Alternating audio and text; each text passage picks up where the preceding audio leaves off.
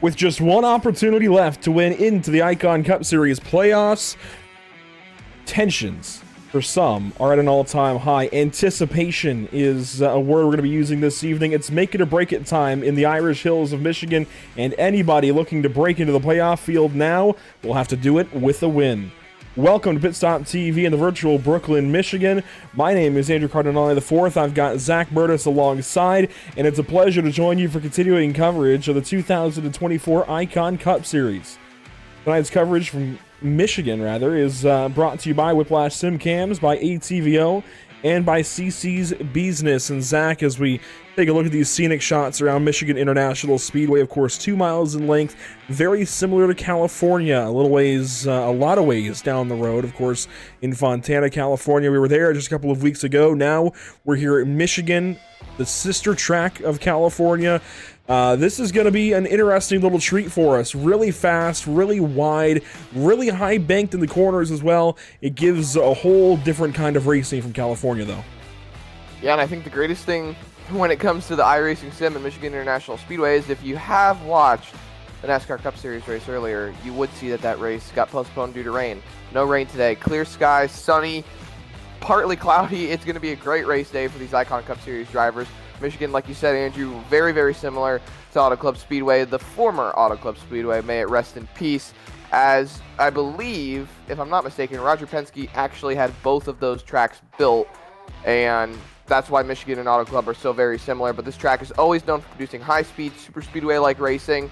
The surface is a lot more different than it is to Auto Club. It's a lot newer. It's a lot more smooth than it is rough, like the old surface at Auto Club Speedway. It's going to be a little bit more of a high side, middle line dominant groove for these drivers. I think it's going to be where they're running most of the time in an effort to save tires, be able to stay in the draft.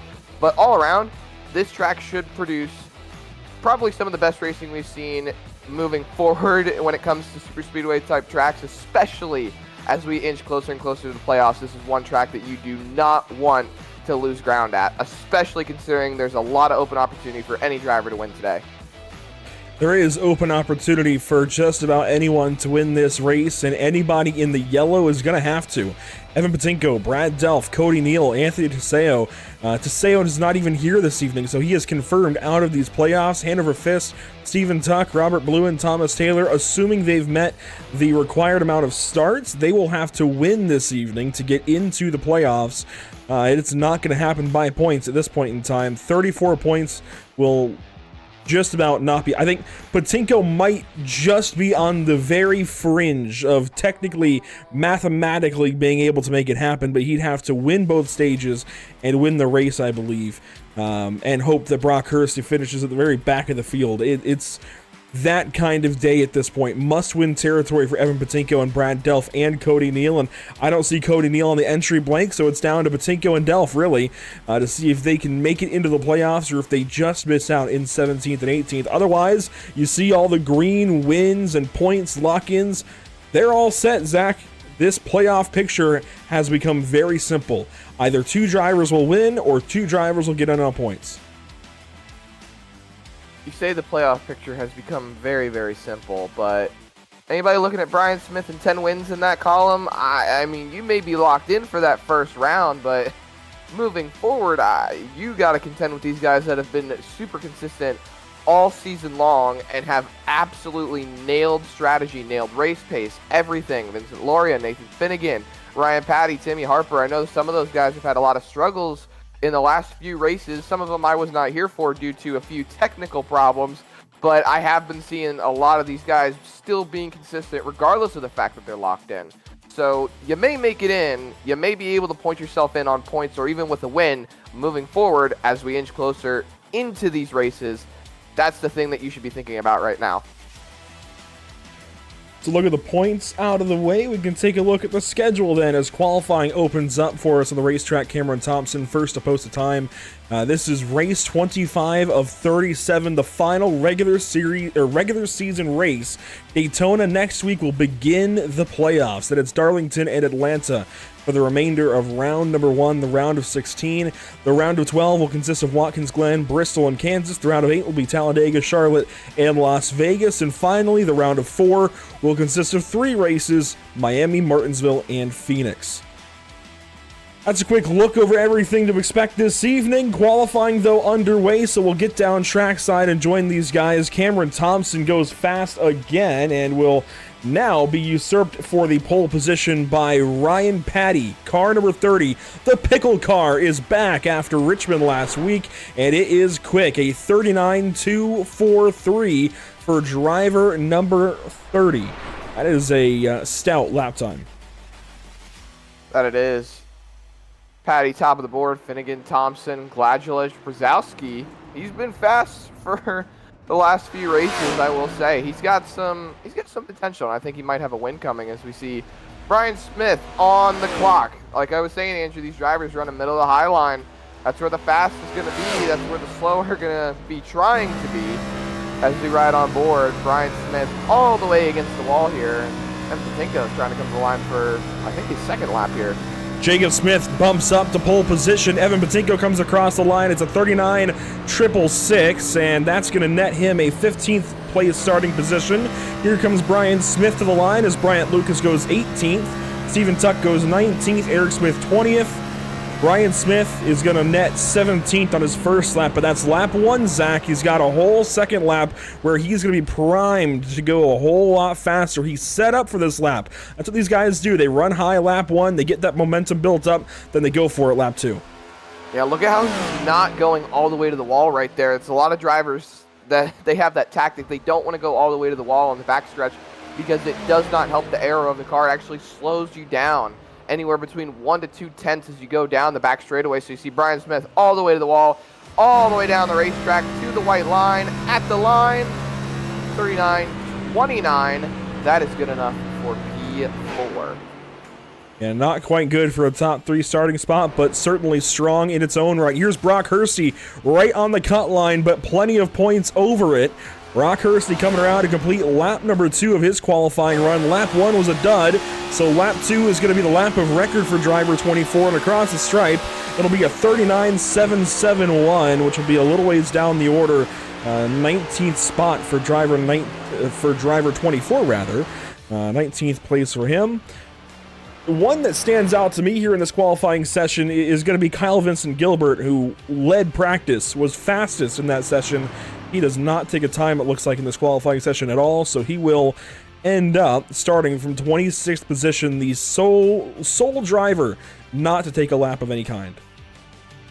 Yeah, it's kind of unfortunate. You would think a driver who would be able to go fastest in practice would maybe have a good shot of taking the pole, but looks like he's out, and as qualifying comes to an end here, Andrew, we get ready to set the grid, put these guys out on the racetrack, and, well, turn them loose and see who's going to walk away from the Irish Hills with a win today.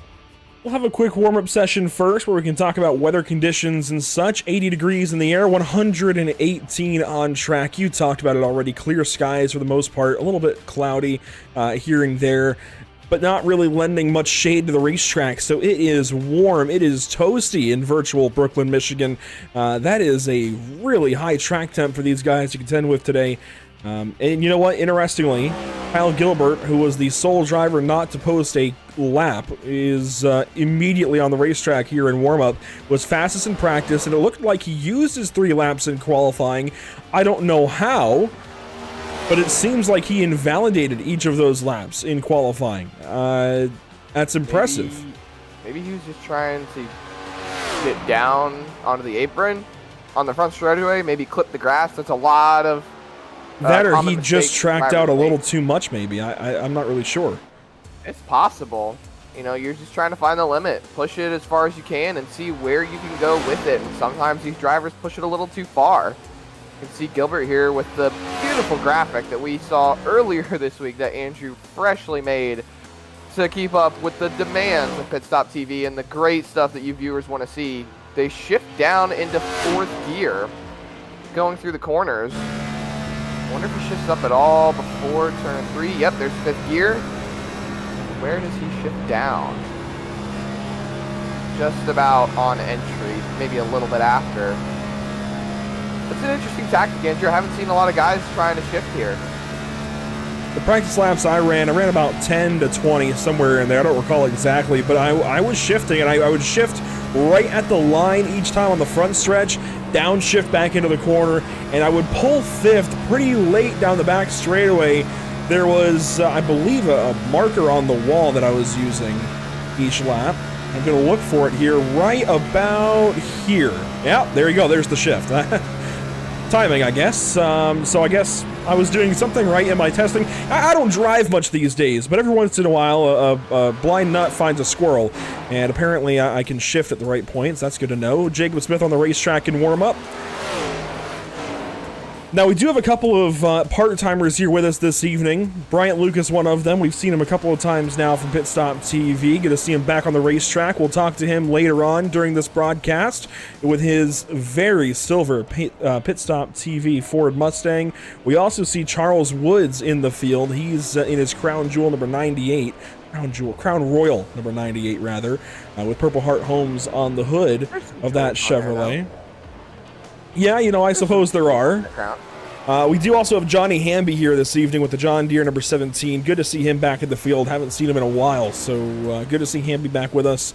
And then really my focus turns to Evan Patinko, Brock Hersey, and Brad Delph. Hersey looks good. He looks like he's on the in right now, unless Delph or Patinko go to victory lane. And Zach, they definitely can, but there's a lot of really tough drivers they'll have to beat. It's a very tall order. Yeah, your buddy down low, Patinko, really needs to find a way to get a win and lock himself into these playoffs. He's had some speed. Definitely the chance is there to make it into the playoffs. It's all about finding a way to break that barrier, really, and put yourself in a position where you think you're going to be able to win. Like I said, Andrew, this is the track that you want to be able to do it at. It's super speedway-like. The draft is going to be a big thing here today. And most of these drivers, you know, looking at the times, look like they can compete on pace. You see Patinko's 6th right there. Brock Hersey, who we're riding with right now, he's 7th. These guys have the speed. However, just being able to have the speed by yourself is nothing compared to being able to stick in the draft and save the fuel, save the tires, and just, you know, roll with it as the race goes on. On board with Brock Hersey down the front straightaway here at Michigan. It's going to come down to a bit of pack racing, but also that bit of strategy. If we look at the Whiplash SimCam's race details, while I think this is going to have some pack race elements, the fuel range is right about 27 to 30 laps, somewhere in there. I think what Ryan Patty told me was about 27, 28 if you're shifting. If you don't shift, you might be able to extend it. That's where that up to 30 comes from. If you can really save, you might be able to extend that range just a little bit. It's going to be tough, though, Zach. To get that extra fuel at a place like Michigan, it is no easy feat. It's going to take everything from these drivers to be able to do that. And if you look at the stage split, it's pretty well straightforward. You run for stage 1, you run for stage 2. You're going to have 2 pit stops, more than likely, in stage 3, though, which is completely different from the other 2 stages. 2 pretty short stages to get us going and a longer one to finish this thing off. A lot like, in fact, exactly like California a couple of weeks ago. So with Whiplash SimCam's race details in mind, we will go down trackside and meet our starting grid. For the second week in a row, the 30... is starting pretty high up there, but he's not starting on pole. It'll be Jacob Smith that leads us to the green, with Ryan Patty second on that outside of row number 1. Inside row number 2, it'll be Nathan Finnegan, last week's race winner. Brian Smith will roll off from 4th, trying to get back to victory lane at a 2-mile racetrack. He won at California. He would like to win here again this evening. Starting from 5th, Cameron Thompson in the 7 car. Jacob Gladlich, a pretty high starting spot for driver 14. He's going to start from 6th position. 7th and 8th, it'll be Nathan Brzezowski and Cody Eldred. And to complete your top 10, how about Johnny Hamby and Timothy Harper? Lots of big names starting up in that top 10, but rolling on down. 11th, Charlie Widener and Joshua Clemens starting 11th and 12th. That's going to be row number 6, your first row outside the top 10. Sean Purcell and Charlie Wood, they are 13th and 14th on the starting order tonight as they start to roll off the pit lane here at Michigan. 15th and 16th tonight, Zach Lockett and Adam Ball, 2 drivers that still are looking to see if they can get a win, maybe lock themselves in the playoffs tonight. 17th and 18th, Brad Delph, Evan Patinko, 2 drivers that are also very close to the cut line, and a win would certainly help turn their seasons around. Brock Hersey and Kyle Purcell, 19th and 20th. Two more drivers, actually, Andrew. One in the playoffs, one still trying to make sure he can lock in. Bryant Lucas will start from 21st. Stephen Tuck will start from 22nd. Back in row number 12, you'll find Eric Smith and Robert Bluen. And to complete this field this evening, 26 cars in all. It'll be the very Michigan look, sorry, not Michigan looking, it was Michigan looking 99 of Bluen. It'll be Hanover Fist at the 69 and the 227 of Kyle Gilbert at the very back end of the field as the field works up onto the back straightaway, and these guys will go green this time by no multiple pace laps here at Michigan. We saw that at Richmond a week ago. Tracks less than a mile in length, we get that extra pace lap. Tracks a mile or over, we only get that one pace lap, which means these guys just get one trip around before they have to go racing. So that heart rate, right, is starting to go higher and higher as we work through the banking in 3 and 4. Zach, just how nerve-wracking is it sometimes coming to the start of a race? Honestly, your nerves can be all over the place. You want to make sure that you can do everything you can to win a race, and you're so excited. It's why we love what we do. We're race car drivers. We love getting the chance to do this. When the pace car pulls off, it's visor down and focus forward for that green flag. Waiting on the green flag this evening, Jacob Smith leads us to the green at Michigan. We're green for 120.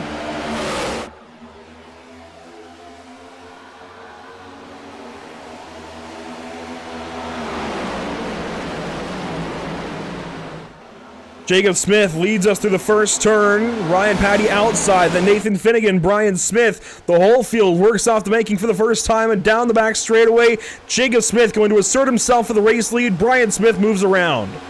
Look at everybody just trying to fall in line so they don't lose any form of draft. Those first 5 cars all just trying to figure themselves out. You can toss a blanket over them with how close they are as the pack rolls 3 wide, coming off of turn number 4 in the middle of the field. Lots of drivers getting loose.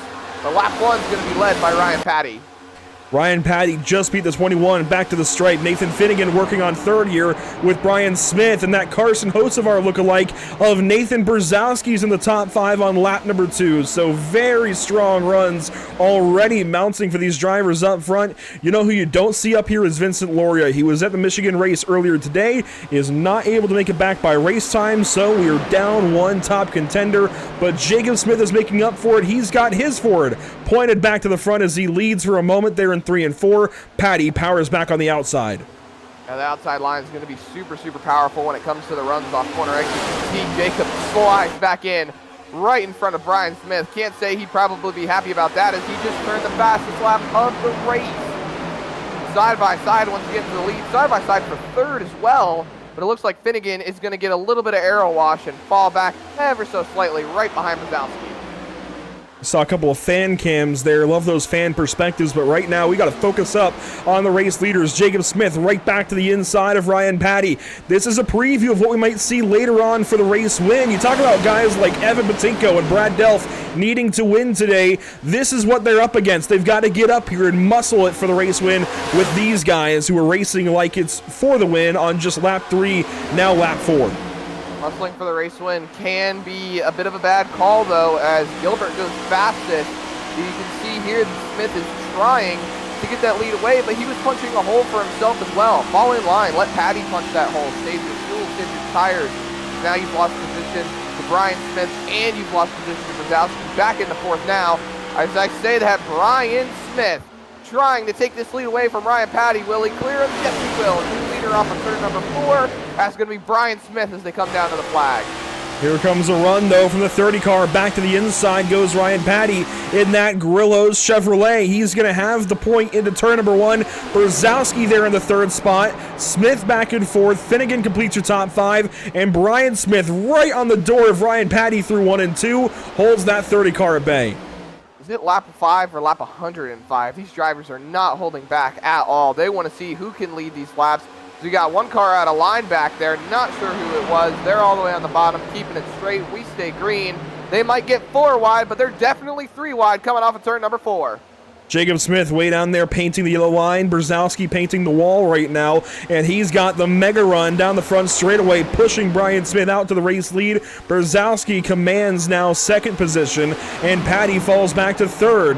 Again, Brzezowski way up high. This time, Jacob Smith takes the middle lane, and Nathan Finnegan and Ryan Patty work down low. Brzezowski in the wall. He comes down, gets Patty. 3 wide we go. So close. Looks like Brzezowski got a little loose coming off the corner. This is the only fight on the racetrack right now. Everybody else single file throughout the rest of the field. Brzezowski looking top. He gets a little loose.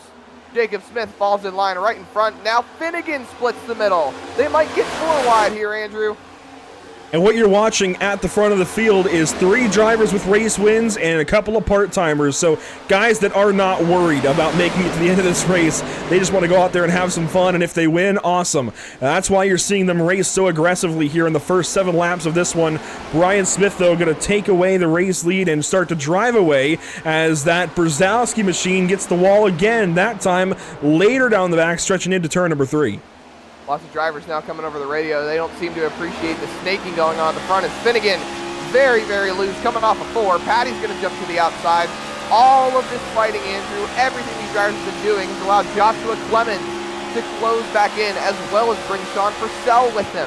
Hamby right behind. This race is just starting to heat up as the rest of the pack has now caught the leaders. And with it only being lap 8, you can assume that either these drivers are going to try to be patient or they're going to try to go for it as Brian Smith continues to break that draft down the back straightaway. Yeah, and Brian Smith is going to continue to do that. Let the drivers protest. He's leading this race, and he's going to continue doing it just like we did at Indianapolis. But, boy, single file now at the front of the field. Things have changed in a hurry as these tires wear off. And there you see Smith all the way down to the inside, breaking that draft. Jacob Smith, though, has a run with help from Brzezowski, and they'll close in by turn 1. Almost close enough to go side by side. Just barely getting close enough.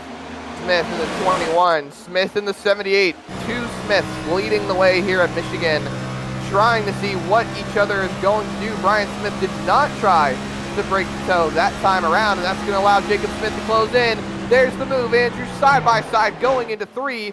Get the nose out in front best you can, or Brian Smith is going to let you go backwards, and that's exactly what's going to happen here. Jacob Smith falls back in line. Brzezowski pulls up. Oh, that's a crash! Brzezowski hard in the wall off the nose of Ryan Patty. That was getting scary off into the corner, and sure enough, that bumping and banging, yeah, Brzezowski's broken. He plows up the outside wall.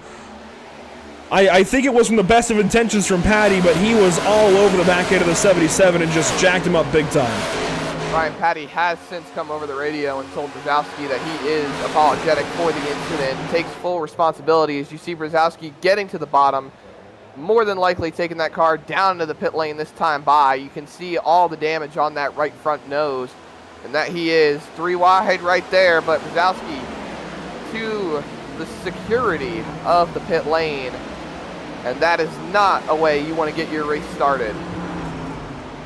And the relative safety of pit lane, as we say, that's problems for him. He'll drop back to last position now, as you would imagine. The rest of the field, though, works down the back straightaway on lap number 11. So cruising away to halfway in this stage here in just a lap's time, as we're single file out front. The first side-by-side was Gladjulich and Hamby, and now these guys have worked down the racetrack. So they were kind of high up the race. They were middle to high groove early. Now they're working a little ways further down the racetrack, Zach. The lane's changing a little bit as this race wears on. That does. You can see them bump drafting now here. Jacob Smith right on the back of Brian Smith, maybe trying to see if he can send him through the corner a little bit too fast. See what he can do, but Ryan Patty now looking to the outside of that 21 car. He's going to have to give him the lane, and Ryan Patty now side by side for second.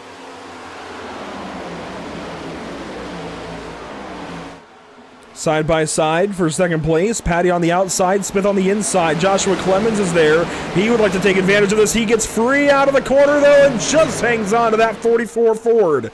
That was, Sean Purcell all the way to the inside. He nearly got the grass. That was a hell of a save. That was one heck of a save there. He did not touch the grass one bit. Bit of a smoke show, but he held on to it. We look back at Clemens. He's trying to see what he can recover from after getting a little loose. Side by side back here as well. That's Hamby and Gladjulich fighting it out. They get single file once again. Eldred right behind. Adam Ball sitting in the top 10. Nice little fight going on right here in the back half of the top 10. Challenge for the race lead. Patty was there, had it for a moment. Smith takes it back away. Here comes the other Smith on the inside. Brian Smith going to drop down there and give help to the 21, who moves around a little bit. Oh man, this gets more interesting and interesting as we've gone by halfway in stage 1. Again, only 24 laps in this first stage. These guys rocketing to the stage finish. The top 5 will get stage points, and the 96 of Patinko needs to be up there making the most of this stage. Where is he right now? Down in 23rd position. Oh my gosh, look at the damage to the right side of that car as well. That is heavy. Wonder where that came from. I would guess the outside wall. Probably out of turn 2. Well, that's a pretty good guess. Thanks, I try. Yeah, that's going to be a lot of damage for that machine. You'll see it as he comes around out of turn 4 this time. This is really unfortunate news for Patinko. Brad Delph is in the game still as well. He is in the 19th spot as they rocket down the front stretch. There he is. The car also has some damage. The right rear has been in the wall at some point. The right front looks okay for now. But the right rear definitely has seen better days. His cars fly by the camera there. Boy, problems for these two drivers that need to get a race win. And you see Brock Hersey just in front of that 72 machine as he falls back into the clutches now of Bryant Lucas. These are two guys, again, that have to go to victory lane tonight or they do not make the playoffs. And so far, I hate to put it this way, but they are not capitalizing on an opportunity.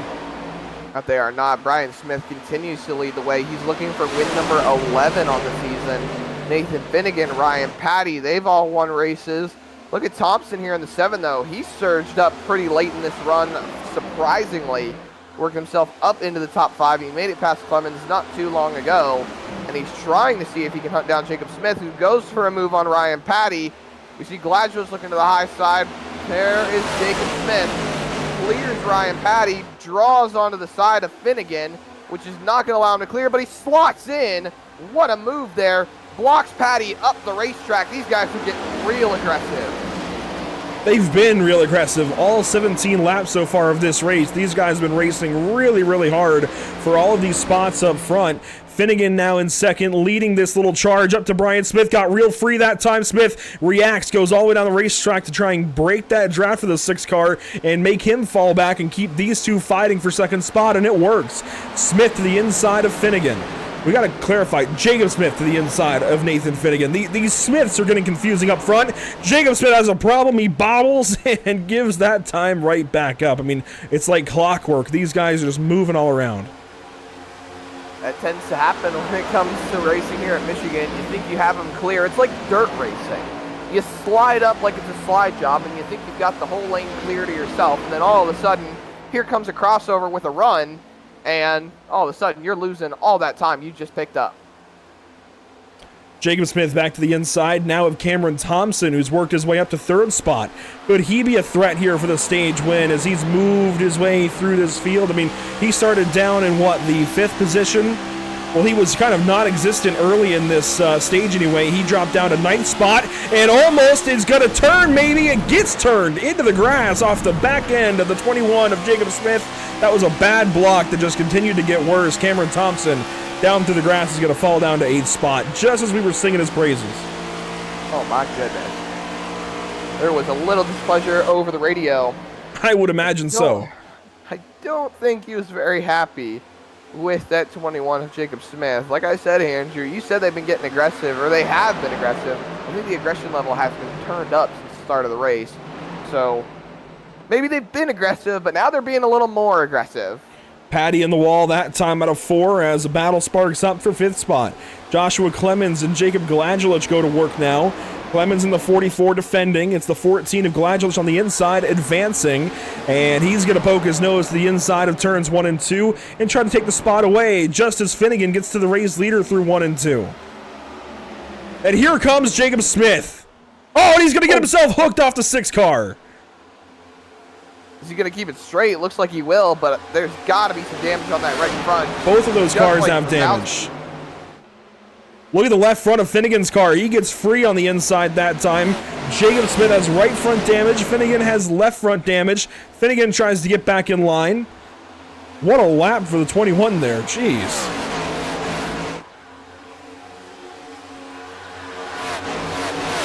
That was nearly really bad. And Finnegan is feeling the pain. He falls back now to 5th spot as Jacob Gladjulich comes on by. Ladulich is looking really strong today. I don't know where this strength has come from, but it's very satisfying to see the 14 work his way forward in this race, as he's had some struggles lately. Struggles are just part of racing, Andrew. Sometimes you just got to roll with it. Jacob Smith in the wall. Off turn number 2. That's more damage to the right front of that machine as he's trying to hang with Brian Smith. You got to start thinking, Andrew, when do we start drawing the line here with all of these drivers on the racetrack today and how aggressive we've seen these drivers that have been sitting in the top 5 most of the race? Where do we draw the line of over-aggression between part-timers and drivers running to get into the playoffs? Well, that's for them to figure out. That's for these guys to decide. We've seen aggression all season long from the part-timers, and it's been a lot of fun to watch for us as we've got a caution on the racetrack. Somebody's got problems, and it's Bryant Lucas. Oh, dear. Oh, no. That 60 has seen much better days.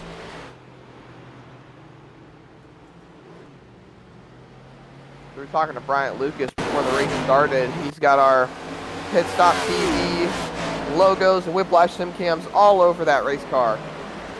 He last ran the Chicago Street Course, if I'm not mistaken. California a couple of weeks ago, actually, was his second start. His first on an oval with the Icon Cup Series drivers, and let's see, just got free out of the corner, was trying to hang on to it, gets into Kyle Purcell. Kyle shakes it off, but Bryant gets in the wall hard and then collects the 72, actually, of Brad Delph.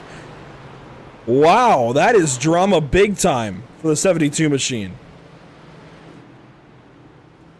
Hair-raising incident there. Oh, he's done. Like Delph is crab walking. Look at the right rear. Oh my goodness, that's bent all the way in. I think at that point, Bryant thought he was good to let the car keep rolling onto the apron, didn't think anybody would be down there. It's always a good idea to lock the brakes down. I don't know that he did. We'll see here. Noses it into the wall, loses the bumper. Yeah, wheels are still rolling. I think he thinks he's safe there, but there was just one more car down there. Unfortunate for both of those guys. I feel like that just comes with a little experience. You just start learning that once these cars get spun around, it'd be best to just hold the brake down and let it do its thing. And I think Bryant thought, like you said, he was just safe, and he kept letting the car roll a little bit. Might have had the better opportunity to lock it down, and maybe it would have saved Brad Delph a little bit there. Maybe it wouldn't have, considering how fast Lucas was going. But hey, it's racing sometimes. That's just how it happens. And that'll complete stage 1. So we're going to go down and, of course, grab our stage 1 winner of Brian Smith. Let's see. Jacob Smith will lead us off the pit lane, so problems then for Brian Smith maybe. Yeah, he lost position for... Drops down to 3rd. Yeah, lost 2 spots there. Wonder if he might have missed his box or something. Well, let's find out. We'll bring in stage 1 winner Brian Smith. And first up, what happened there on the pit stop? Slid through the box a little there, Andrew. Can't be doing that. Thankfully, it's early, and I should be able to rebound. Plenty of time to do so. You were strong there in the stage. We saw you guys all go back and forth, but eventually you came out victorious in the battle. How many more battles like that are you going to have to go through, though? Certainly on these restarts for the stages, but is that battle going to continue longer maybe in these stages as these guys learn a little more about how to go toe-to-toe with you? Hopefully I don't have to do too much more of it. I'd really like to see it stay green and maybe break the draft, but until that happens, it's just going to be a matter of who's pushing who and who's able to hold the top and a bunch of slide jobs and all that fun stuff. So hopefully, you know, I can stay up here. It's going to be a game of track position at the end, and hopefully I can stay out of trouble. Of course, you've got 10 wins. No worries for you. You've locked down that first seed in the playoffs. But do we see some desperation, you think, out of these drivers who need to get a win, and are you concerned about that at all racing up front? You know, if we get to the end of the race and there's a bunch of late race yellows and we start mixing up strategy, I should certainly think you would see some guys, you know, do some things out of the ordinary, like stay out on old tires or something, because they kind of have to. It's kind of hard to be mad at anyone that does that, you know. It's just hopefully they don't make any mistakes, and just got to be ready for it. And how about the tires today? We saw the elevated track temp, 118 in warm-up. If we check the weather now, 117, so still pretty toasty. Is that a concern for you guys at all? It is certainly a little slippery out there. I saw Finnegan making that top line work, which I wasn't really anticipating being a thing. So maybe that's a product of the higher track temp or the tire wear or whatever it was. So that's an added element that I wasn't ready for. But I got up there a few laps myself, and it actually felt all right. So we'll see how that plays out later in the race too. Well, good to talk to you as always, Brian. Best of luck here in stage 2. Yep, thanks guys. Brian Smith, your stage 1 winner. Going to talk to him, and we'll bring in our number 60 machine during stage 2 here and talk to him. Of course, he had that caution to bring out the end of stage 1. Hate to see that, but it gives an opportunity for these guys to reset just a little bit earlier and have a little bit of a longer run now in stage number 2. Jacob Smith going to lead us back down to the Geico restart zone. Painted there on the left side of your screen, or right side rather, left side of the track. There we go. Green flag is back in the air, and we're racing once again at Michigan.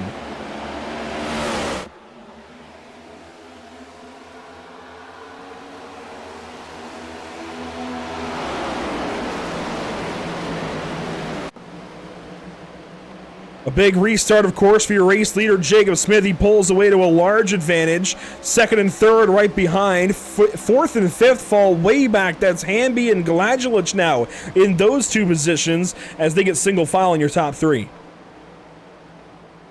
The first side-by-side battle back there for that 4th spot. And now you see the rest of the drivers starting to find that high line, working out a little bit more. 3 wide in the middle of the pack as these drivers are still working it all out. Gilbert, who was towards the back of the pack, he set the fastest lap in practice. He's now working himself up into the top 10. He might actually be able to have a shot towards the end of this race to have a win.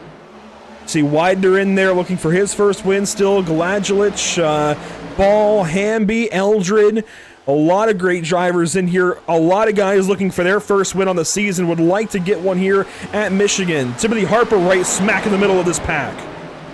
And Gilbert goes all the way to the wall, scrapes a little bit, and falls back now alongside Sean Purcell. Purcell right in the middle of Gilbert and Widener. He pulls through. And the battle for fourth rather, is right at the front of this pack. And Gladulich will have it as we go toe-to-toe for the race lead. Ryan Patty holding a pretty line on that top side of the racetrack. Jacob Smith trying to pull alongside. This is a repeat of pretty much how it was the start of this race, and he's going to pull a little side draft here. Andrew trying to find a way to pull out in front, throws it into turn number 3, still can't get clear. And Patty gets right back on his door. Smith comes up the racetrack. I lost words there. Comes back up the racetrack, punts him up there a little bit, and that contact is shaken off by the pickle machine. He takes the race lead away here on lap 28, now 29. That got scary for a second. I did not think that was going to be shaken off so easily by the 30. Well, there you go, though.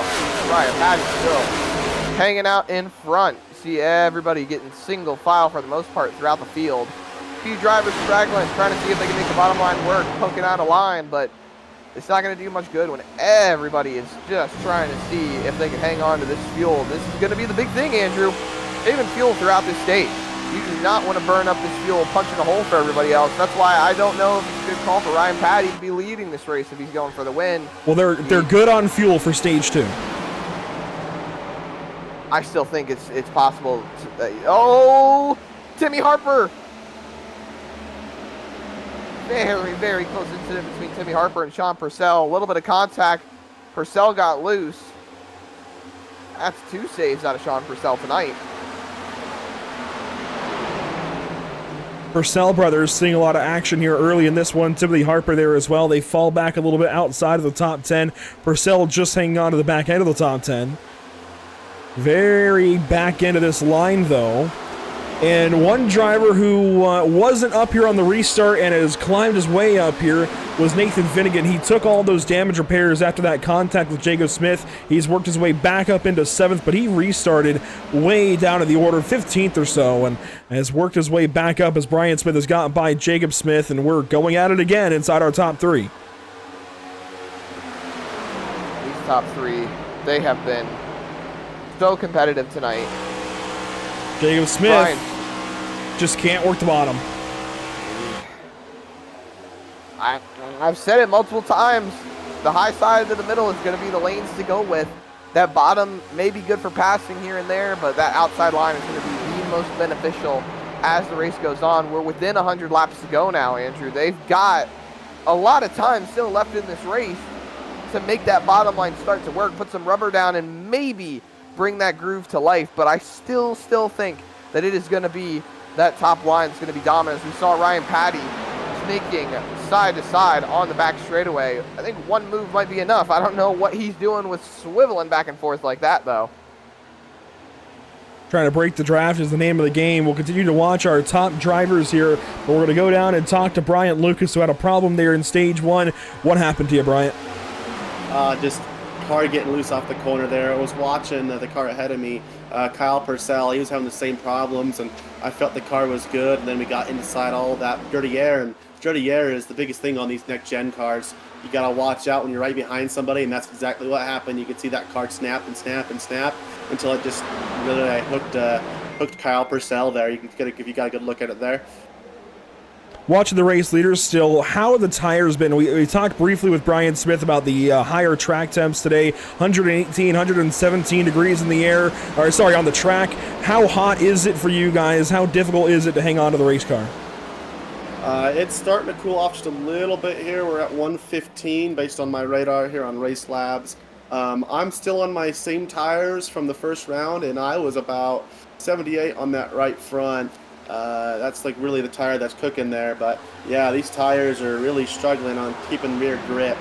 So maybe we need to try to start saving that front right tire, and hopefully that'll help us keep the heat out of that rear. Yeah, that rear going up to 246 on that pit stop. So that got to keep an eye on those tire temps and the percentages. These guys up front are mixing it up again. We'll dial you back in here soon, Bryant. Thanks for your time, buddy. Thank you, sir. That's Bryant Lucas down in the 60 car, running in 25th right now after his incident at the back end of stage 1. You saw Jacob Smith pound the outside wall. Does it again there out of turn 2, just not quite as hard. Brian Smith took over the race lead over Ryan Patty. They have broken away with the race lead and second place. This is the battle for third. Jacob Smith, Nathan Finnegan, Jacob Gladjulich, and Charlie Widener. Throw in Harper and Clemens for a little bit of fun, maybe even Adam Ball. Look at Clemens. He was really holding that line up on the top side. As a lot of iRacers like to refer to it, as they've seen it done before, they refer to it as the Larson line. You see Kyle Larson very, very dominant on the outside line most of the time, and it's become a little bit of a meme amongst drivers when it comes to referring to it as the Larson line. You can see how close he is to the wall. Yeah, right there. See how close he gets to the wall? He rips that all the way around the outside line. That's what drivers like to talk about. We see him settling into the draft here. Still focusing on that top line groove, maybe about half a groove off the wall, just keeping it in a nice standpoint so you can still hold the draft and not get sucked around by riding too close to the wall. Joshua Clemens still holding that 9th place position. Charlie Widener, Timmy Harper now up to the 6th spot, falling back to 7th with some high line momentum going on. Gladjulich all by himself in 5th now, one car all the way up to the top up there. That looks like Bryant Lucas. Yeah, that is Bryant Lucas. He's back out on the racetrack.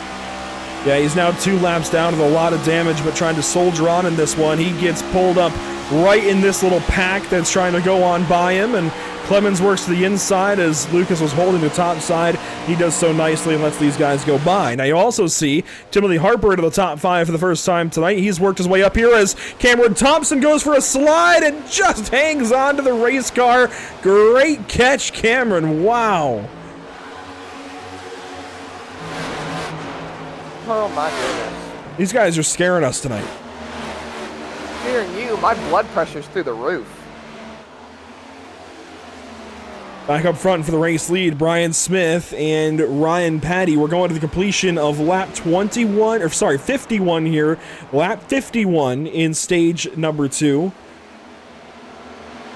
That'll be where we get the next stage break. So these guys have about 13 laps to go in the stage, this time by Finnegan all over Jacob Smith. I think he's trying to get that 21 car back up here. That he is. He knows he can compete with Brian Smith and Ryan Patty. Patty looking low. There's a fight for the lead, Andrew, trying to see if he can draw alongside. I don't think he's going to have enough time to get there before corner exit. Brian Smith now staying steady down the back straightaway. Figured he'd break the toe, but it looks like he didn't. Look at Ryan Patty. He's staying in 4th gear down the back straightaway. All the way down the backstretch in 4th is pretty interesting. That's going to redline the gear, I think. He's got to pull 5th on the front stretch. I'm pretty sure you have to pull 5th here. He waits, though. 8,900, 9,000. No, oh, there we go. Right at the end of the straightaway, he pulls 5th gear. That's interesting. That's going to run the motor a little bit warmer. That's going to hold him back at top end. I wonder if he were to shift into 5th a little sooner, if he would catch the 78, gets free there off the corner, just hangs on to the race car. Great catch. One heck of a catch. Good thing he didn't get too much damage on that car. Now, to your point, it is going to redline that motor if he's rolling down the back straightaway in 4th gear. I mean, what is it? I think it's 86, 87 in these cars, 8,700 RPMs when they start redlining, and then once you hit 9,200 RPMs is when they start to hit the chip. Something like that. I don't recall exactly where the chip is on these next-gen cars, but it lives around there somewhere. My concern later in this race is going to be fuel burn. He's really going to burn fuel out of this race car quickly in Stage 3, and considering... Oh, there he just pops 5th gear for a moment down the back straightaway that time. I don't think we're going to be in a fuel-saving situation unless we get the perfect kind of caution at just the right time, but it's going to be something we have to think about as Jacob Smith gets the wall again, this time at a turn 4. It's interesting that Patty is living in 4th gear just about. In a 5th gear car. So we'll see how that impacts him as the race goes on. We can go on board here with Nathan Finnegan and see what he's doing with the gears. Of course, he's in 4th gear through the corner. But down the backstretch, when does he pull 5th, if at all? There we go. That's a more standard place to upshift, I think. I'm starting to wonder now, could that cause these drivers to be short on fuel as we see Finnegan roll on by Ryan Patty like he is standing still, taking over that 2nd spot. Jacob Smith right there behind him. It makes a it makes a simple argument really that with them maxing it out most of the time on the RPMs, it could be kind of burning their fuel mileage up a little bit, and it could short them a little. Well, you got to remember Ryan Patty was the one who gave me the fuel number of about 27, 28 laps. This stage was 27 laps in length before the caution. After the caution and fuel saving under the yellow, you're only running about 25 laps under green. I think these guys are plenty good still, but it's something to watch later in this race as you see Brian Smith do his swerving. Here's Jacob Smith. He shifts at the line. He shifts a lot earlier, and I feel like that's helping him down these straightaways as Finnegan powers to the inside very suddenly for the race lead. And he's got the spot for a moment. He's got the nose, and he's got to run, but Brian Smith powers back on that outside line. They are drawing so close together. You saw Jacob Smith and Ryan Patty side by side. Smith gets by. Timmy Harper now. He's come into the mix. Finnegan is getting the air sucked around on that right side with how close they're hanging together through the corner. He'll have the nose. He draws all the way down to the bottom to make sure Brian Smith cannot side draft. New race leader at the line. That was Finnegan. But he is still not clear. Patty now draws alongside for 3rd as they fight 2 by 2. This is paradise for Timmy Harper. Let him fight. Let him draw it out. Let me close that gap and bring it on back to him. You see Gladjulich and Widener back there. Gilbert, Hamby, and Eldridge, your top 10, but they're ways away from this fight for the lead. From the blimp now, you see Finnegan just nose ahead in the corner, but Smith pulls it back on exit. Finnegan gets real free, just hangs on to the race car in that Kodak Chevrolet that went to victory lane a week ago in Richmond. Smith chooses high, Finnegan chooses low. Patty going to go to the high side and now pulls down low, I think, to help the 6th car out. Harper comes into the picture. Ooh, Patty in the wall. And Patty's going to work up the racetrack even higher here in 1 and 2. He's in 4th spot. Oh, he's going to get turned by Harper. Caution on the racetrack. Waiting on word from officials that this might be the stage caution here then, considering how close it is. It's going to be close. Very, very close. I think they can get this race restarted in time, but Harper just came off of the inside and was not clear. We saw a lot of that in the NASCAR Xfinity Series yesterday. We've got 4 laps.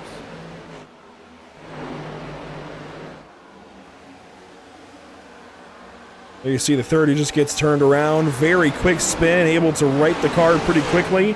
A lot of great driving work there from the 30 machine. Call it from the league owner himself, Ryan Patty, who just went around in that caution. This will not be the stage. We will go green if the math is correct on lap 50. So it'll be a 1-lap shootout for the stage win. Yeah, 1 or 2 laps left of the stage here, which is going to be interesting to see what these guys do now pitting-wise. Do we see some of these drivers who don't need the stage points come in, get the tires and fuel now, or do they all wait to battle it out for the stage? It's going to be very interesting to see what these guys elect to do. Brian Smith, the leader of the bunch, and let's see, Finnegan, Smith, they're going to come in. Brian Smith stays out. Very interesting. He wants the stage win, Andrew. But it looks Oh, like Brock these guys- Hersey stayed out. That's important to note.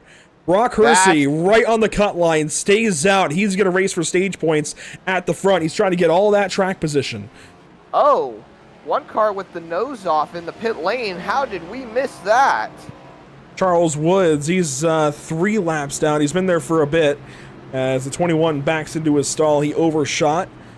So the 6 car should be the first car off a pit lane in the situation. You see the 77 overshoot. That's Brzezowski. Here comes Harper out the pit lane. Here comes the 6 of Finnegan.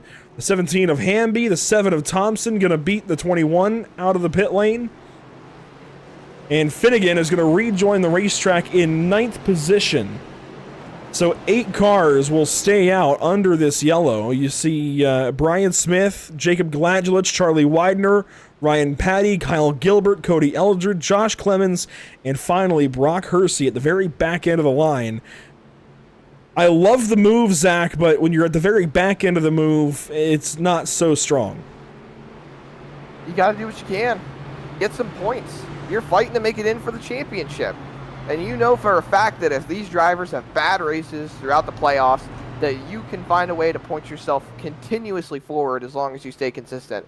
So if you know you can make it in by pulling some strategies, I say go for it. Patinko is still in the pit lane taking some extensive repairs. You see the right side of that car all chewed up. He is the driver we're watching at this point with Brad Delph out of the race.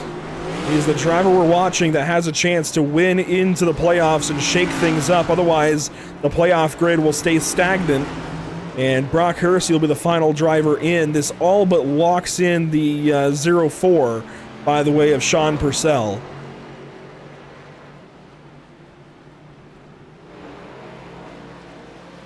We didn't see what happened to Patinko early in this race, but we know that he's got all of that right side damage, and it's so unfortunate to see for somebody who's worked so hard this season. But when it all comes down to it, you've got to have the season together from race 1 all the way through race 25 in this regular season if you want to make the playoffs, and there have just been a couple of detours from what you need to do to make it into the playoffs, and unfortunately, he's on the outside looking in. Let's refresh you on where the points stand.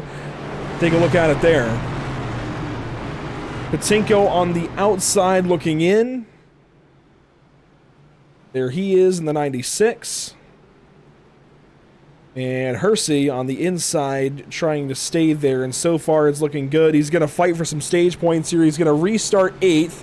Stage points get paid out to the top 5, so he's got some work to do, but he's taking a chance, and I like that. Got to take a chance. Got to roll with it. Got to try to find a way to do what the others don't do. And really just make it a better race for yourself. We'll see what these guys can do here on the restart. We're going to go green at the end of lap 49, beginning of lap 50. 2 laps to go in stage number 2. Into the Geico restart zone, it's Brian Smith and Jacob Gladgelich, and green flag is back out at Michigan. And it's an awful restart for the outside line. Hersey gets held up big time. Cody Eldred went absolutely nowhere. The 24 is going to fall all the way back outside of the top 10 by turn 2. But up front, here we go for the stage win. Brian Smith breaking the toe down the backstretch. Ryan Patty's got the nose there. He's got to run side by side. Going into turn number 3, he's got to find a way to throw it in there. He tries. Brian Smith powers off the outside line, clears 30. Gets him back clear, 1 lap to go now in the stage. Watch those new tires in the 6 car of Finnegan. He's pulling up. 1 lap to go in the stage. Finnegan on those brand new tires. He's the top driver on tires. He's pulling right up to Ryan Patty. Might he have something here by turns 3 and 4 for Brian Smith? He might. He just might. Finnegan draws alongside. Brian Smith still trying to break the toe. Finnegan pretty happy about it because he dropped down to the bottom, gave him some extra draft to pull past Patty, and there he goes. Throws it in there. He's got a huge run on Brian Smith. It's going to be close. Brian Smith free, and he's going to lose the lead. It's going to be Nathan Finnegan leading us back to the stripe to win stage number 2. Congratulations. That gamble paid off for the stage win, and that's going to be an extra playoff point for the 6 car. That was entirely worth it. Can we get a replay of that? I looked at my phone because I got a text message, so I completely missed him taking the lead. That was one heck of a strategy call for Nathan Finnegan to get that stage win. And now he has a tough decision, though, Andrew. Does he stay out, or does he pit with the rest of the field after taking the win?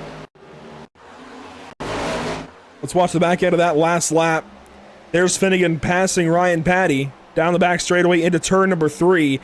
That is, what, 5 car lengths into turn 3 that he's got to make up, and he makes every single one of those car lengths up in 3 and 4 alone, and is able to drive on by and take the stage win by 2 car lengths, it looks like. That is impressive.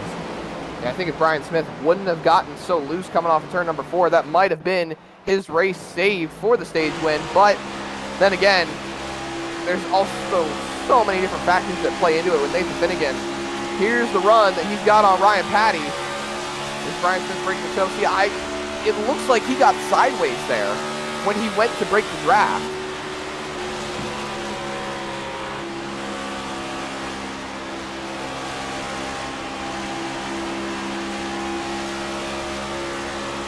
Here's the big run coming off turn number 4.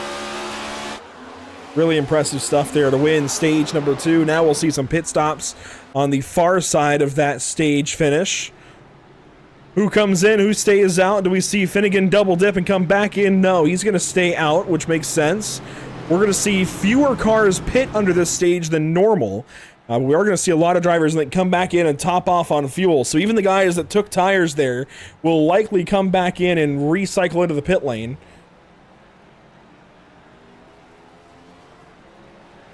And we're seeing exactly that. Widener comes in. Only 6 cars, it looks like, will stay out. Those being Finnegan, Thompson, Hamby, Purcell, Ball, and the other Purcell. And everybody else comes back in for at least fuel. And it's a lot of quick pit stops. Lockett's down and away. We should see the same for a lot of these drivers. Harper's down and away. Stephen Tuck down and away quickly. Got to hang on to those sets of race tires. If I'm not mistaken, these drivers have a limited set to begin with. Right, 4 change sets, 5 total in this race. I want to go back one more time, Zach, and I want to watch that stage finish just one more time. It was just too much fun to not do so. So all the way back to the beginning of that final lap in stage 1. Look how far back the 6 car is.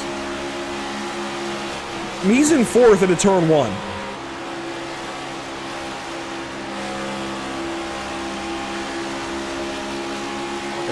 Got down the back straightaway again. Look at this.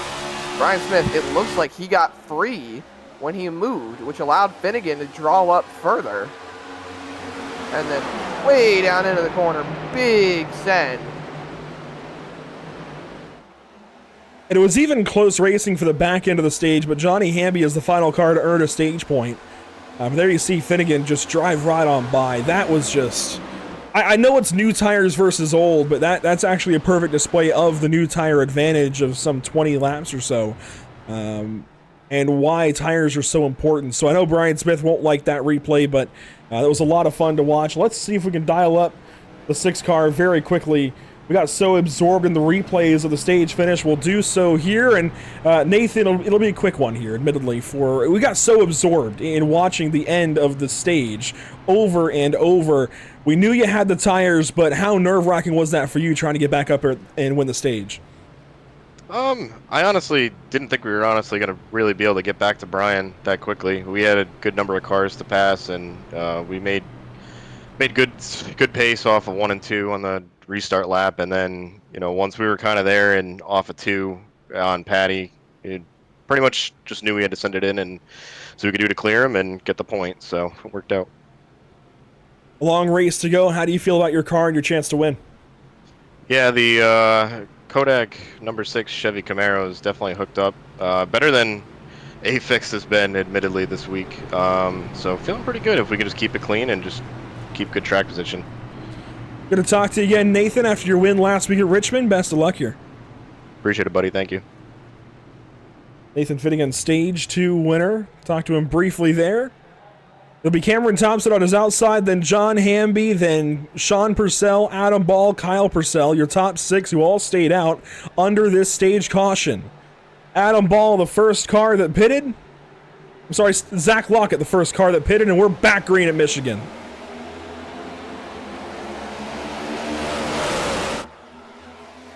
Big restart out of the 6 car there. Zach side by side for second. Thompson outside, Hamby inside. Ooh, we got 3 wide racing in the middle of the pack. These drivers are now all, at least most of them are all on fresh tires. Some of them have a bit of, oh, we got 1 car on the wall. That was Timmy Harper back there. And watch this 78. Switches lanes from the attic to the basement all the way to the inside of turns 3 and 4. And works on the inside of Adam Ball there out of the corner. And now is already to the inside of Kyle Purcell. So Brian Smith lunging back up to the top 5.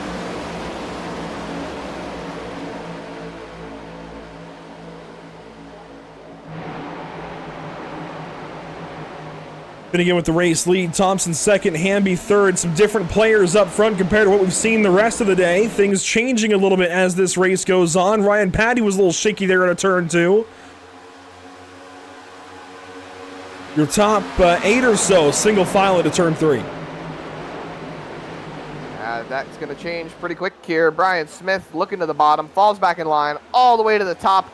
A little loose as he gets close to the wall. As now you see right behind him, Lockett side by side with Purcell, as the other Purcell brother is side by side with Hamby for third. Thompson second still, now looking for a way around Finnegan. Zach Lockett has entered the chat. He's looking strong this evening, the 93 into the top 10. Sean Purcell working on third place. He'd like to get up there, maybe lead a couple of laps, as would Cameron Thompson. But Sean Purcell going to fall back down the back straightaway. Brian Smith had too big of a run and powers by the 04 car. And look at the 3 wide right behind these guys. I see the 30 down low, the 93 through the middle that time. The 01 was up top. The 21 was trying to find a way by. Oh my gosh, the racing on these restarts is incredible. That it is. Thompson now looking low once again on Finnegan. Trying. Finnegan covers it up with the air. Dirty air is a big thing for these guys, Zach, and you're a driver, you run a lot of these races. What is it like as a driver to get covered up with that dirty air like that? That is probably the most accurate description of wanting to punch your fist through a wall and break it, because you can't, it's so irritating when you think you have a run and you're going to be able to get there, as Brian Smith draws alongside Thompson. 3 wide now for second. It's getting your nose chopped, really, as some of them like to say, just getting your nose chopped and getting the air cut off it can be so irritating, because your car is going to get completely upset. You might spin out. It's all in how the air reacts to your car. Whoa, big sends up to the top line by Brian Smith to clear for second. Smith takes that spot back away. Hamby into third. Really fun racing up here. Smith sends it to the inside of Nathan Finnegan for the race lead. It's like a reverse of what we saw at the end of stage 2. This will be to complete the first half of this 120 lap race. Lap 60 complete. There, Finnegan at the stripe.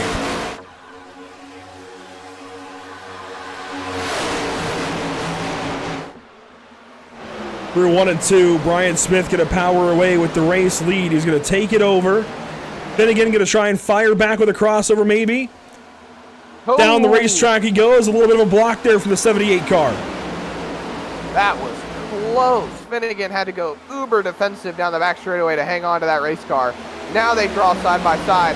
This is where I was coming into the play of talking, how do the tires come into play now? You know, you had Finnegan go in pit, take tires, and stay out at the stage caution. You had Brian Smith stay out at the stage caution, go into pit, take tires.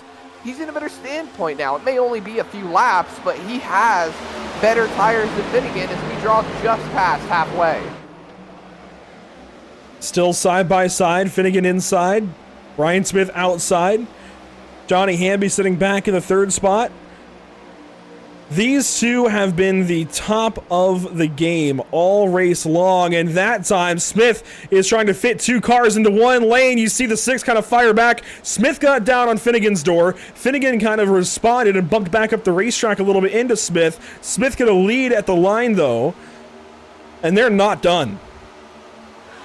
They are not done in the slightest. The sun starts to go behind the clouds. The shade is starting to play a factor, and maybe the track temp, yes it is, track temp is down about 6 degrees at the start of the race, so it's going to be a little bit more gripped up as we see everybody get super single file down the back straightaway. The only side-by-side battle is these 2 leaders as they still draw alongside through turns 3 and 4. Finnegan now has a little bit of help with Thompson getting into his wake. That's going to cut the air off of Thompson's car, maybe be able to help push Finnegan forward all the way to the bottom, trying to pull away from Brian Smith. He led at the stripe, but Smith still got the outside lane. It's preferred here at Michigan, and he's doing a great job defending. Even if he isn't leading these laps at the line, he's got the better spot, he's got the better tires, he's in the better position overall. And you see, down the back straightaway, he's got the top spot into the corner. Even if Finnegan has that little bit of a run, fires it in there, you see Brian Smith right back down to the door of the 6 car. They are not giving an inch with each other. They want to fight it out as best they can. Finnegan down to the bottom, all the way to the apron. Brian Smith is going to follow, and this time contact with the race lead. Now the aggression is turned up. The game has changed. Brian Smith stayed up at the top the entire time. Now this time he came to the bottom, tried to cut it off, but Finnegan might have him cleared right here. He pulls up. Brian Smith crosses him over. Contact for the race lead again. Yeah, Smith squeezed him there into the wall, and Finnegan, I don't think, is going to take very kindly to any of this, but he has to let the 78 go here to turn 3. A big slide job attempt from the 78 car. The slider is good, and the 6 gets loose and falls back now, so battle complete for the time being. Here comes Cameron Thompson now to the inside of the 6 car, and Cameron's got a lead, a run rather, leads the second place fight, is working up to the race lead.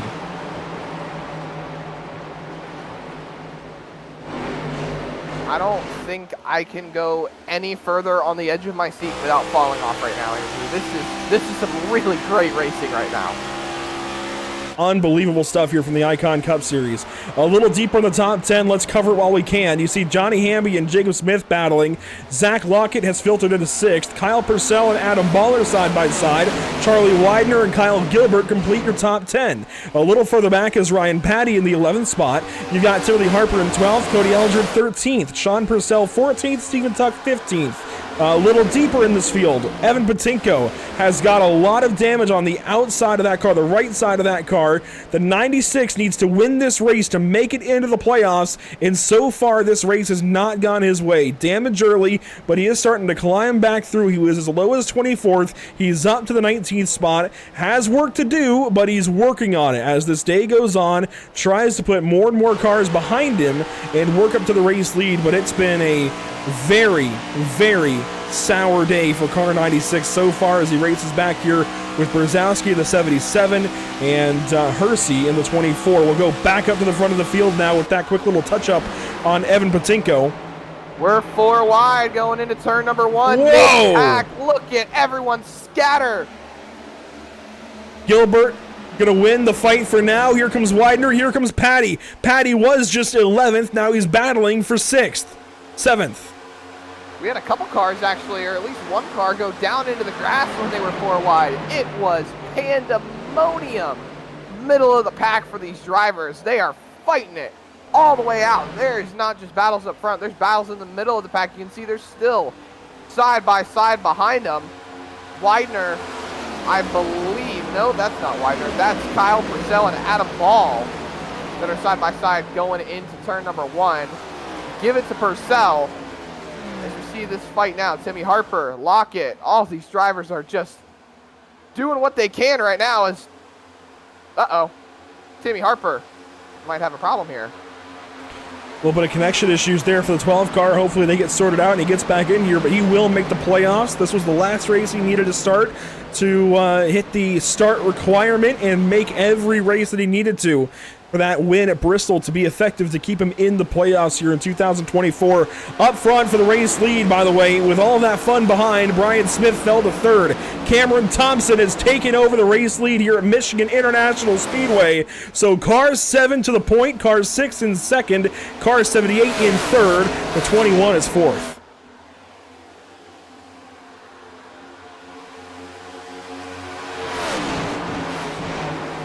Thompson still leading, Finnegan 2nd, and here comes the fight back from the inside. It's the 78 of Brian Smith. He just will not go away for these guys. 10 wins on the season. He wants to make it 11 before the playoffs start. That he does, side by side with Finnegan, trying to pull some sort of a side draft here. Gets to the quarter panels, gets side by side, throws it into the corner. I'm pretty sure these guys all just kind of want him to go away, say, you know, you've won enough races this season, get out of here. But that's not how it works. He is here to fight and win every race that he can. He's done a great job of it this season. He's got 10 wins. Vincent Loria's got 7. Nathan Finnegan now has 3. Ryan Patty's got 2 after his win at Atlanta. And, of course, Timothy Harper has that 1 win back at Bristol. With the lion's share going to the 78 Toyota this season, he'd like to make it another win. Falls into 3rd here in this battle as they continue to fight. And Harper, Goodness. Harper continues to lag in and out. Unfortunately, his connection is failing him a little bit, but he's stayed in this race for now. He's got a little bit of a pocket of air around him, so he's not really impacting anybody right this moment, which is a good thing. And let's hope it stays that way while he has those issues and hope those issues subside very, very quickly. Kyle Gilbert, Ryan Patty going to fight here for 8th position. Widener goes down there with the 30 car, going to try and push the 30 around the 227. Again, that 227 was fastest in practice, so to see him this deep in the field is very, very interesting. And boy, Smith took a shot there for 2nd, loses it back away, and Patty gets a shot to the wall. Drivers all over the racetrack right now, Andrew. Nobody really can find where they want to put their car. As you see Brian Smith down to the bottom again. Finnegan washes up the racetrack. That's going to give an opportunity for Brian Smith to have a good run. Finnegan gets a little loose. Jacob Smith taps the wall a little bit. Not much of a touch, just a little bit. It's Brian Smith. Pulls up alongside once again. Has the nose going into turn number 1. You see Finnegan all the way to the wall there. Larson line, as they like to call it. That's going to give him a run, but Brian Smith might clear here. Oh, he cleared by a healthy margin right there over Finnegan. He cleared by a lot. I think the bottom is better at this stage in the run. They've run 26 laps in some cases, 20 in others. Thompson and Finnegan have been on the racetrack for 26 each. The 78 and the rest of those guys who pitted at the stage break have been on the racetrack now for 20, now coming up on 21 laps. So pit stops are looming. I would say in the next 5 laps, we'll see the first wave of drivers come to the pit lane and get service. That's with 45 to go. So that's going to be still another stop in this race for everybody. It's going to be a 2-stop stage number 3 if this continues. Cameron Thompson to the bottom of the racetrack. Kyle again. Gilbert, he's in the pit lane. Kyle Purcell as well, so pit stop starting. There start your green flag stops then. You never really want to be the first driver to pit. That's the big thing that you see in racing. Drivers do not want to be first down pit road, but someone's got to start it. And it looks like Kyle Gubler is going to be that driver. Here come the leaders on by those guys as they work back onto the racetrack. So into the leaders pit as they all chase Cameron Thompson here at Michigan. Hey, we found out a little bit of what happened to Evan Patinko. It happened on lap 1. He got doored on the back straight, apparently, and it knocked the toe out, so bent a toe link for this 96 car. Oh, no. Way back on lap 1, if you can believe it. Here comes Cameron Thompson, maybe to the pit lane, no. He started to kind of work down the racetrack there like he was going to, as you see the entire top 8 in your shot there off the fourth corner. There we go. There is a battle further back.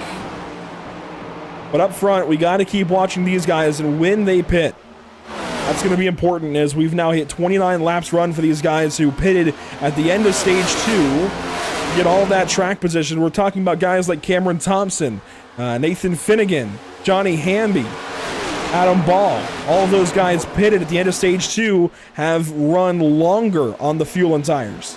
Got more cars coming down pit road this time by, Andrew. Nobody in the top 4. But I did hear radio communication saying there were drivers that were making their way down pit road. There you see, you saw it briefly, someone hitting the pit lane. That is Sean Purcell. There's Kyle Purcell right behind him. Brock Hersey, rather. There we go.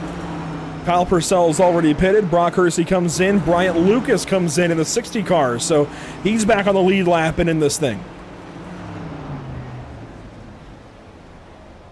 A pit stop TV car looking oh so good as it pulls into its box. It's the top 4. Still so close together.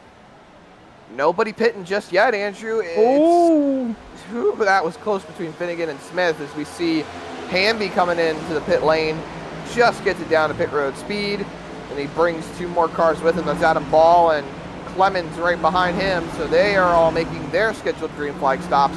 And I estimate Thompson, Smith, Finnegan, at least that top 3, they should be drawing in around lap 80, lap 81, because we can run up to about 30 laps, and that would put them right about on that margin. Never mind. Nathan Finnegan just called over the radio. He is hitting pit road this time by as we race for the lead. Brian Smith to the inside of Cameron Thompson as Nathan Finnegan will pit. This will now be lap 32 for Cameron Thompson. Granted, he had that caution to save and could have been saving throughout the run, but he is into extra laps at this point on this fuel tank, and Brian Smith will take over. Here comes Ryan Patty in the 4th spot. Jacob Smith in 3rd. Finnegan on the pit lane. Now, we just hit 41 to go, so these guys will all have to pit one more time in this race.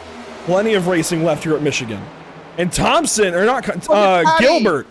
Gilbert gets into Thompson. Patty goes all the way to the inside as Thompson, I think, is trying to pit. Yes, he is. That was an ill-advised move. That was wild. So Harper Motorsports 7 comes down to the relative safety of pit lane for a moment. Zach Lockett will pit as well. Looks like Steven Tuck comes in. Nathan Brzezowski is in. Robert Bluen. Eric Smith, it looks like will continue on. As does Brian Smith, who leads this race. And that about sorts out everybody who pitted at the end of stage 2. That's everybody then into the pit lane that needed to a little bit early. These guys can go just a little bit longer. And Brian Smith is going to come in right here. Late decision. That was a very late decision. Pitting from the middle lane is always a really, really big taboo in racing. So that was very, very close for Brian Smith. Yeah, I think he decided at the very last moment that's going to bring in nobody else, actually. It's just Brian Smith. Everybody else still staying out on the racetrack. Jacob Smith, Ryan Patty, Charlie Widener, Gladjulich, Eldred Patinko. Oh, that's Smith. A problem. Oh. Running out of room there, Harper and Patty. Patty on old tires, Harper on new tires. Jacob Smith in the wall again.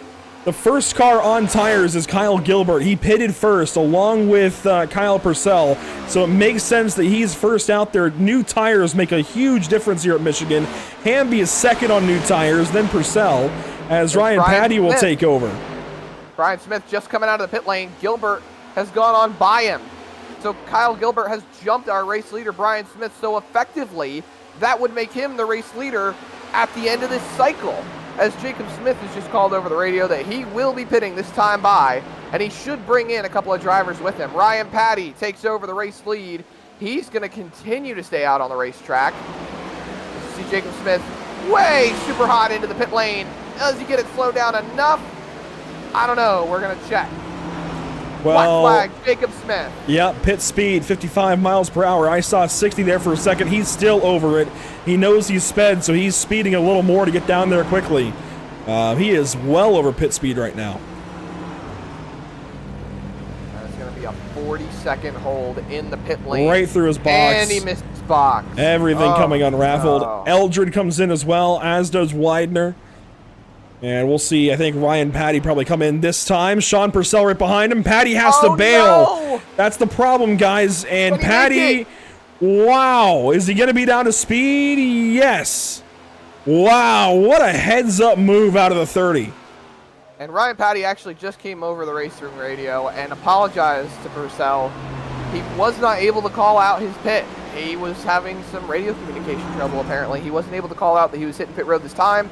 Purcell didn't know, and again, like you said, Andrew, that's incredible heads-up driving by these guys. They did an absolutely outstanding job recognizing the situation and being able to avoid a caution. Evan Patinko also comes in on this lap, and he'll take service. This puts Gladgelich, the final car, on the racetrack. He's going to come in, it looks like, this time out of turn number 4, and sure enough, always a little bit late to pit lane, but he comes in and will make a stop. So 36 laps to go, as I want to go back and look at that move out of Ryan Patty to hit the pit lane. That was incredible. This is incredibly heads up. I'm blown away. This is Ryan Patty trying to make it to pit lane. You mentioned he was trying to call out, couldn't call out that he was pitting. Sean Purcell right behind him, so the 30 bails. Then there's Clemens. He bails again, and then he's still going to somehow make it down to the pits. That's incredible. What a move. What an absolute thriller move. Well, out front, our race lead is cycled back to Brian Smith. He had the better tires over Gilbert, so Gilbert did use those tires to get up to the race lead for a moment, but Smith goes back by. Gilbert now second, then Harper in third, Finnegan in fourth, Hamby in fifth. Everything is strung out here at Michigan. No more pack racing with these guys. We are into a long run formation.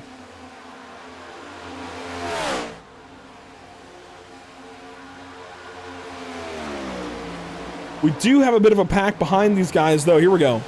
Sean Purcell, Ryan Patty. Jacob Smith is in it, but he is a lap down. See Clemens there. Up And on Adam top. Ball. So this is kind of the back half of the top 10. Surprising, really, that we're seeing a lot of these drivers in this spot. Jacob Smith. Well, Jacob Smith a lap down. Ryan Patty, mainly. He was up there at the front racing for the lead. Now we see him in the 8th spot. As Well, remember, he lost that. Jacob Ooh. Smith. Oh, my goodness. Remember, Patty think lost Purcell's that gonna be happy time about trying to that. pit. Right, he did. He did lose that time trying to pit. So that would cost him time on the racetrack, as he is now side by side with Kyle Purcell. I don't think they're getting too happy with Jacob Smith. He's definitely holding him up a little bit. He's trying to get back on the lead lap, though. He's got to find Eric Smith, who's somewhere on this racetrack right now. He's got Just to a pass little him. ways He is ahead. pre-packed. So you see, there's Jacob Smith down on the inside of turn 3. Eric Smith is just a little ways up out of turn 4. He's holding on to the back end of the top 5. Granted, he's a lap down. As Finnegan works to the inside of Kyle Gilbert, and that 227 sinks a little further back in the field. But the gamble to get all of that track position, I think, was well worth it. up to the race lead for a couple of laps, is still top 5 here. He can pit a little bit earlier than these guys again late in this race and kind of even things out, and I think that's going to be a solid strategy for him. Yeah, but that actually plays into what I was going to bring up to you, Andrew. You said you can two-stop this last stage. Do you short pit the stage and have the fresher tires now, or do you draw it out and pit with about 9, 8, maybe 7 laps to go? You could get 2 in a splash, I feel like, or even a splash and dash, but you would want those tires, and you're going to run faster on new tires. I think the play is to split this stage as evenly as you can. A lot of these guys pitted now about 10 laps ago, some 5 laps ago. I would think you'd want to pit around lap 100, 105, really no later than that. Otherwise, you're just staying on the racetrack later and later on old tires and losing time, in my opinion.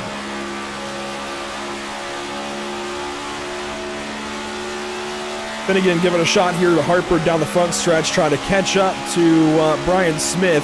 It's a 1.7 second gap up to car 78.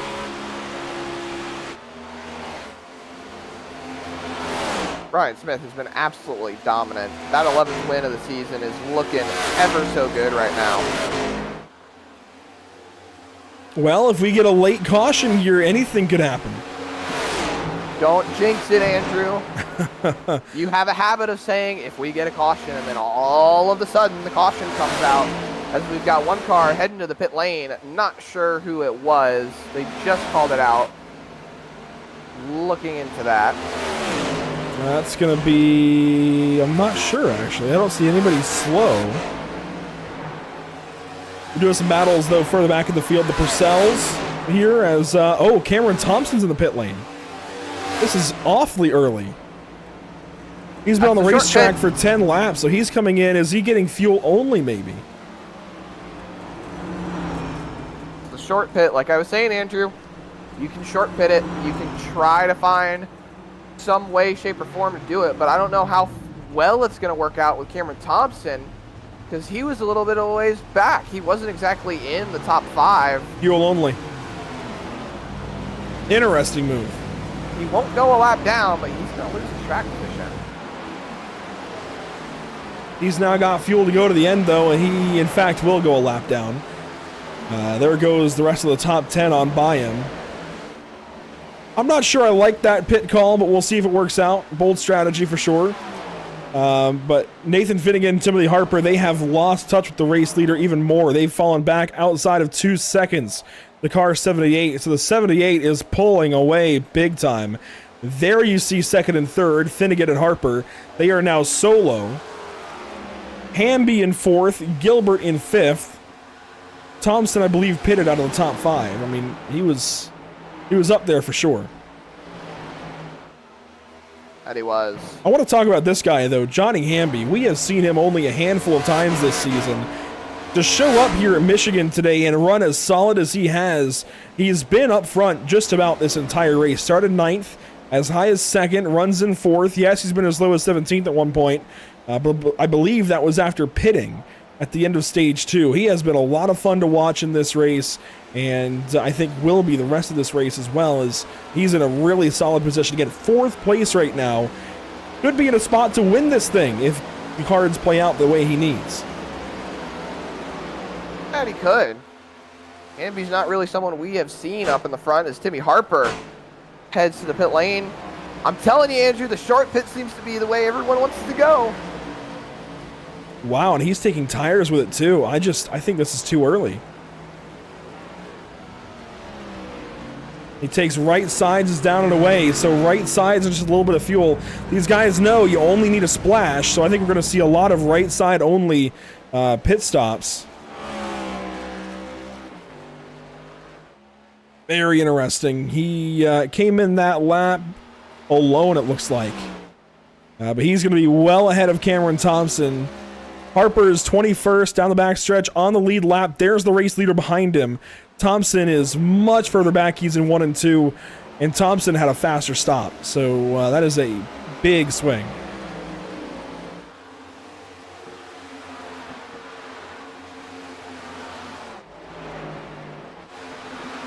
Out of ball, Sean Purcell. They're about the closest battle on the racetrack now as they work right behind Zach Lockett. This is for 6th, 7th, and 8th as this long run wears on. We're nearly down to 20 laps to go. Just about, Andrew. And one thing that has been boggling my mind right now, Evan Patinko, he's up to the 16th spot right now. He needs to win to be able to make it into the playoffs. But he's going to close some points. Brad Delph is out of this race. Now, he needs to maximize the amount of points he can get, though. Well, Delph is already on the out. Patinko needs to find Victory some lane. way to gain some more points. Well, victory lane as well. It's a must-win. 34 points out. Got no stage points. It's a must-win at this point as Kyle Gilbert's going to pit. Very much a must-win. If the 96 does not win this race, he does not make the playoffs. And Brock Hersey's the car he's racing. Brock is ahead of him, so there's no points that he's even gaining. Brock is some 2 seconds up the road racing with Jacob Galadulich, so as much as I would like to spin this in a positive way for Evan Patinko, I think you are. You're trying to see the glass half full side. It's been a bad day for Evan Patinko here at Michigan. That it has. The good news, though, is we get to watch him on Tuesday go for a different postseason format and go for the chase in the BRB Butt Kicker Cup Series. I know we've got some drivers from over there watching. Mason Hausman checked in a little bit ago. He's going to Chicagoland on Tuesday with those guys. We'll be there with them, so he can still make the chase in one of these 2 leagues that we cover. If he doesn't make it here this evening, doesn't make it to victory lane, hope is not lost. And hey, he can still win this race. I know we're talking very matter-of-factly, at least I am, that it sounds bleak, but he could still win this race if everything plays out right. He probably needs a caution to be realistic, but he can still make the chase over at Chicagoland on Tuesday. There's still a couple of races to go. He's racing against Jamie Plord over in that series to make it in. There's still a possibility for Evan Patinko to make it into these playoffs, make it into the chase in the BRB Butt Kicker Cup Series. Who knows? It's just going to be a tall, tall mountain to climb as Kyle Purcell pits this lap. The short pit, Andrew, I keep saying it's the way to go. These drivers are starting to realize it, but at the same time, you don't want a short pit too soon. As Brian Smith, hello. He had worked out. Brings it down pit road. He had worked out to a 3-second lead before pitting it. But I did say, hey, 20 laps to go to 15 laps to go. That's where you want to pit. That's right in the middle of when these guys last stopped. Brian Smith has run 19 laps. He's going to run 20 more. So this is perfectly in the middle. This is a really nice play by the 78. And considering how fast he already was, he's going to get right sides and get down and away. Considering how fast he already was, it's going to be really, really difficult to beat this guy tonight. 2 tires for Brian Smith. A splash and 2. That's what we talked about. Clemens is going to be taking down pit road as well. He just called that out over the radio. See Brock Hersey taking 2 tires. It looks like he's going to stay in the box, go for 4. That's an interesting call from Hersey. And out and away he goes. All he needs to do is finish this race. That's it. He's locked himself into the playoffs. Well, unless someone wins and knocks him out. Right. Yeah. So he's looking good. All he needs to do is complete this race. Doesn't have to worry about going for victory lane. That would be a bonus for sure, because then he would ensure that nobody bumps him out. But right now, things are looking good for Brock Hersey as we're watching Nathan Finnegan off of turn 4. He's going to run a little bit deep, and there is something to be said for this strategy, Zach, to go as deep into the stage as possible, to stay out as long as possible in case there's a caution. And granted, this is not a super speedway. This is not somewhere that you would see a lot of cautions from pitting, but my personal strategy at super speedways is always to run as deep as I can in case somebody messes up while pitting. It's a little bit easier here at Michigan than on a super speedway. It's a little bit simpler, less issues, and you're not having to pit as a pack, but there's still always that possibility that somebody could mess up pit entry and bring out a caution. So there is something to be said here for staying out. I've always been a big fan of staying out and praying for a caution. It's a little bit of a gamble, but it's also what won me the Victory Fuel 125 that we broadcast here on Pit Stop TV. Staying out and waiting for that caution. It's a gamble. It's a big, big gamble. But if it works out, it pays off massively, and that might be a black flag for Evan Patinko. We'll see. It should update once he leaves the pit lane here off of turn number 2. Once he blends back up. Unsafe pit and exit. Unsafe pit exit for Evan Patinko. That is not what he needed, especially with the hole he's digging himself out of right now. Let's ride on board out of the pit lane with him and see what it was. You saw it right away. So we'll watch back along with the 96 car. He exits right behind Steven Tuck and just goes a little too high onto the racetrack. Now, normally, at some different racetracks, the bled line is right there around pit exit, and that's where you want to filter out, and you saw the blue line right there. That's the bled line. That's the, in a sense, imaginary line, really. It's not clearly defined at most tracks. It's the imaginary line that all cars have to stay under to be able to exit the track, enter the track, that is, from exiting pit road safely. You stay below the yellow line, you come out right where that blue line is, and then you can filter onto the racetrack with the rest of the pack as long as you do so safely. The bled line is always placed in a spot where drivers can enter the racetrack safely after making their pit stop. There you have it, the blend line crash course with Zach Murtis. Well, we still have a few drivers that have yet to pit as they work inside of 15 to go. I think they're just waiting on an opportunity, maybe for a caution flag. It's Nathan Finnegan, Ryan Patty, Jacob Gladulich, the last 3 to pit, as Cody Eldred has finally made his stop. Jacob Smith and Eric Smith still have to pit, but they're a lap down, so really we're watching these top 3. Ryan Smith is the next one behind them. So he will cycle out to be the race leader. Unless one of these guys have something up their sleeves, but at this point, caution! Timothy Harper. Problems for the 12 car.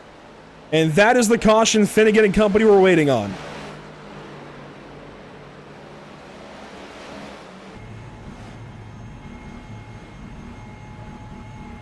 See Harper waiting on an opportunity to whip the car around. We'll take a look back at what happened to him.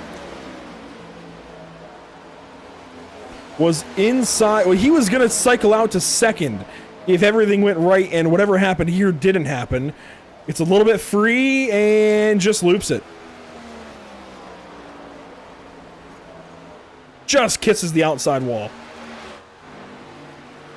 Not a lot of damage on that car, so he'll be able to keep it rolling, but guess what? Nathan Finnegan, he's going to benefit from all this. There's a lot of cars a lap down. And this saves Evan Patinko's race. He's got an opportunity to take the wave around. I think... Well, I say that. I want to be optimistic for him. He might not actually have an opportunity at the wave around. Depends on where he lines up, because we're going to have guys like Brian Smith that don't have to pit.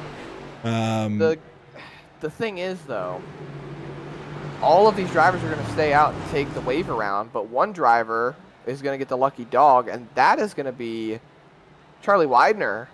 Charlie Widener is going to get the free pass going around the rest of the field, so everyone else is going to take a wave around. Charlie Widener, though, he's going to have to go behind everybody that takes a wave around. So all these drivers, well, actually, no. Hold on a second, because he's going to be on the lead lap here. He has to tag the tail, and then everybody else is going to take the wave around, so they're going to be behind him. Okay, no,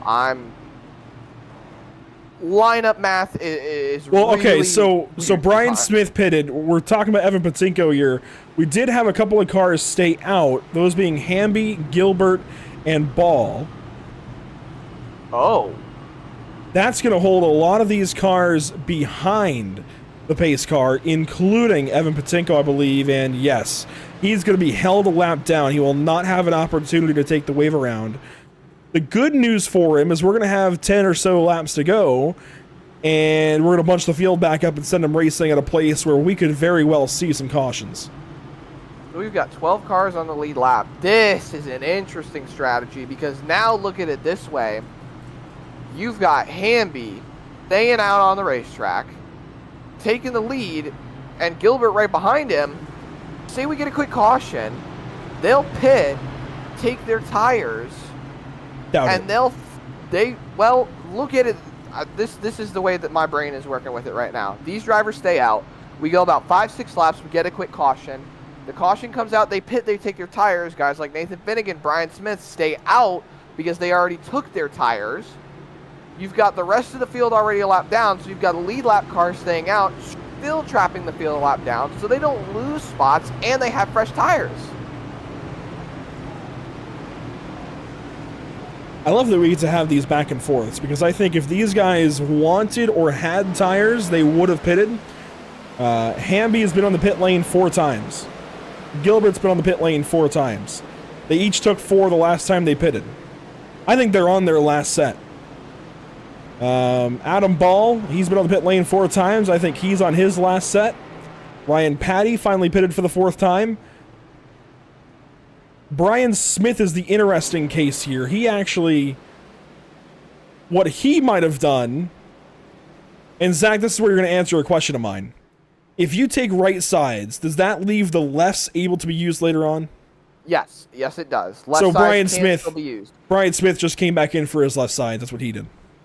So, bit more of a technical explanation for GT cars, for things like GT cars or hypercars, sports cars, things like that. They get 1 change set, as in when you do it, it changes all 4 tires at once. With NASCAR, you can change lefts and rights, meaning you have 5 sets of rights and 5 sets of lefts. There you go. We're going to work into the Geico restart zone this time and send them back racing. A lot has changed. Let's just jump along for the ride and have 10 laps to go at Michigan and enjoy whatever is about to happen with Hamby, the race leader. We are back green at Michigan. Who knows what's going to happen?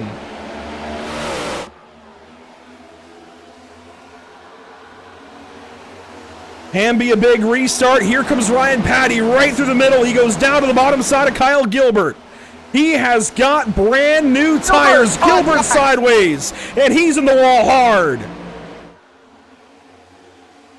Here comes Finnegan now, slicing and dicing. He gets to the bottom side of Adam Ball, but Ryan Patty is going to go for the race lead on Johnny Hamby. A lot of controversy off the restart. There seem to be a lot of drivers very angry at someone, not sure who it is.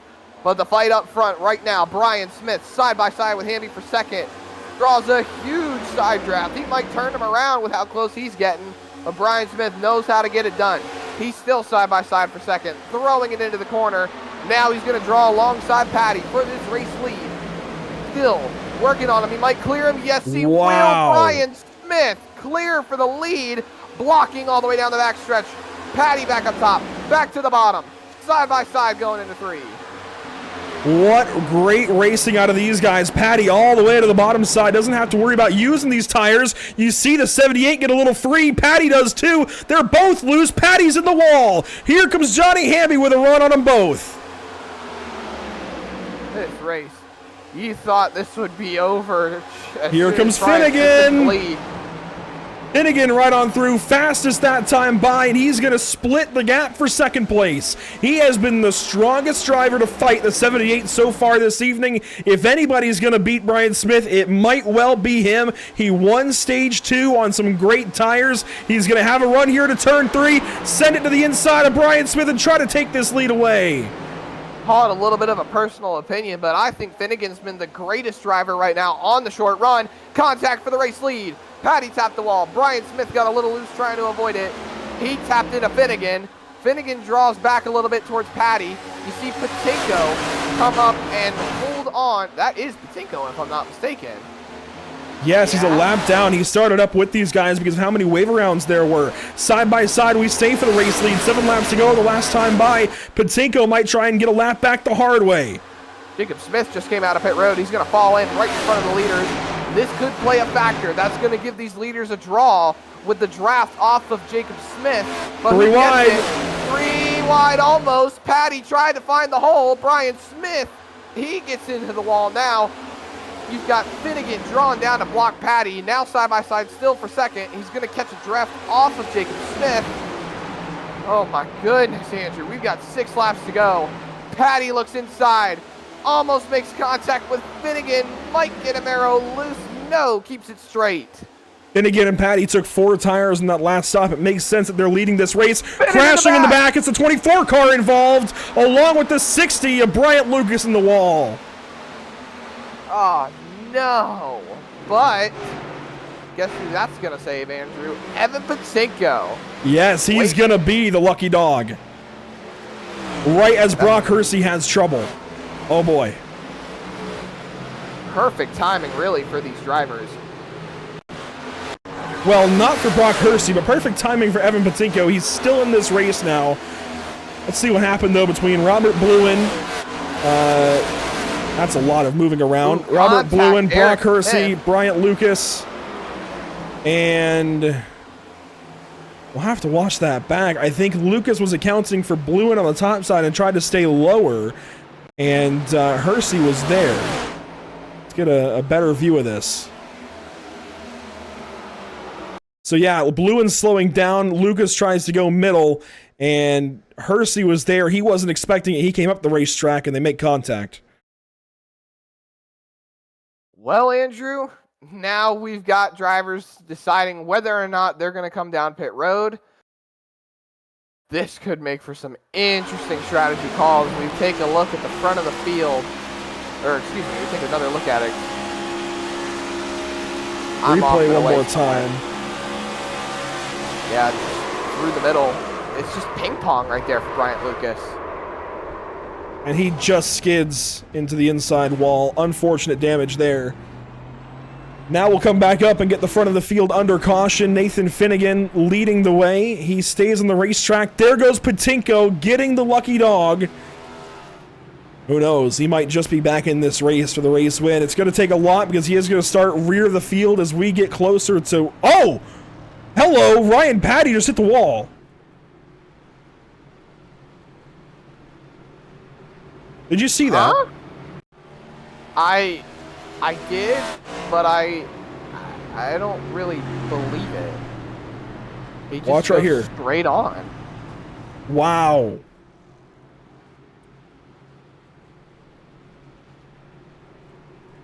I'm confused. Confusion is an understatement at the moment.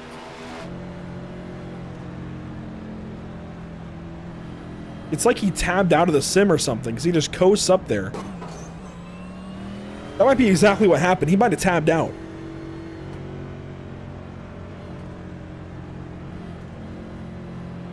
And not seeing any meatball flags, so Ryan Patty's still okay. That's going to hurt him big time, though, on this restart. That could hurt him big time. We shall see.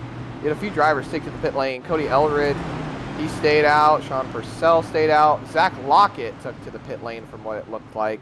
Harper, the first car that pitted, he likely came back in for his left sides. Lockett came in for what looks to be 4 tires, along with Steven Tuck and Cameron Thompson. Remember, Thompson took no tires under that long green run, so he saved a set. And boy, that set is coming in clutch now for these guys like Finnegan and Patty, who stayed on the racetrack as long as they could.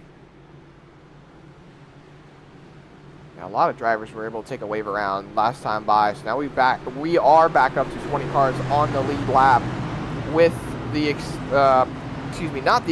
with the addition of Evan Patinko now just getting back onto the lead lap. So there is a lot of game to play here, especially with the fact of those overtime rules, Andrew. 2 laps, green, a white, and a checkered, or as they used to call it, a green-white checkered. Now it's overtime. If the green lap is completed, there will be the white flag, and the next flag will end the race, whether it be the caution or the checkered flag. If the green lap is not completed, then we will restart again, and we will make as many attempts as needed. I believe, though, Icon has 3 attempts at overtime. 3 attempts. This is not one of them. We have the graphic up because this will apply to this restart, because this is a natural green-white checkered that we're going to have. A natural green lap, then white lap, then checkered flag to end the race. 2 laps to go. So essentially, this is our first green-white checkered, but it's coming naturally. These rules will still apply. Let's see if we can get this race in with this restart. Evan Patinko certainly, I think, would like one more shot at things. But into the Geico restart zone, Finnegan, Patty, Smith, and Hamby. Green flag back in the air at Michigan.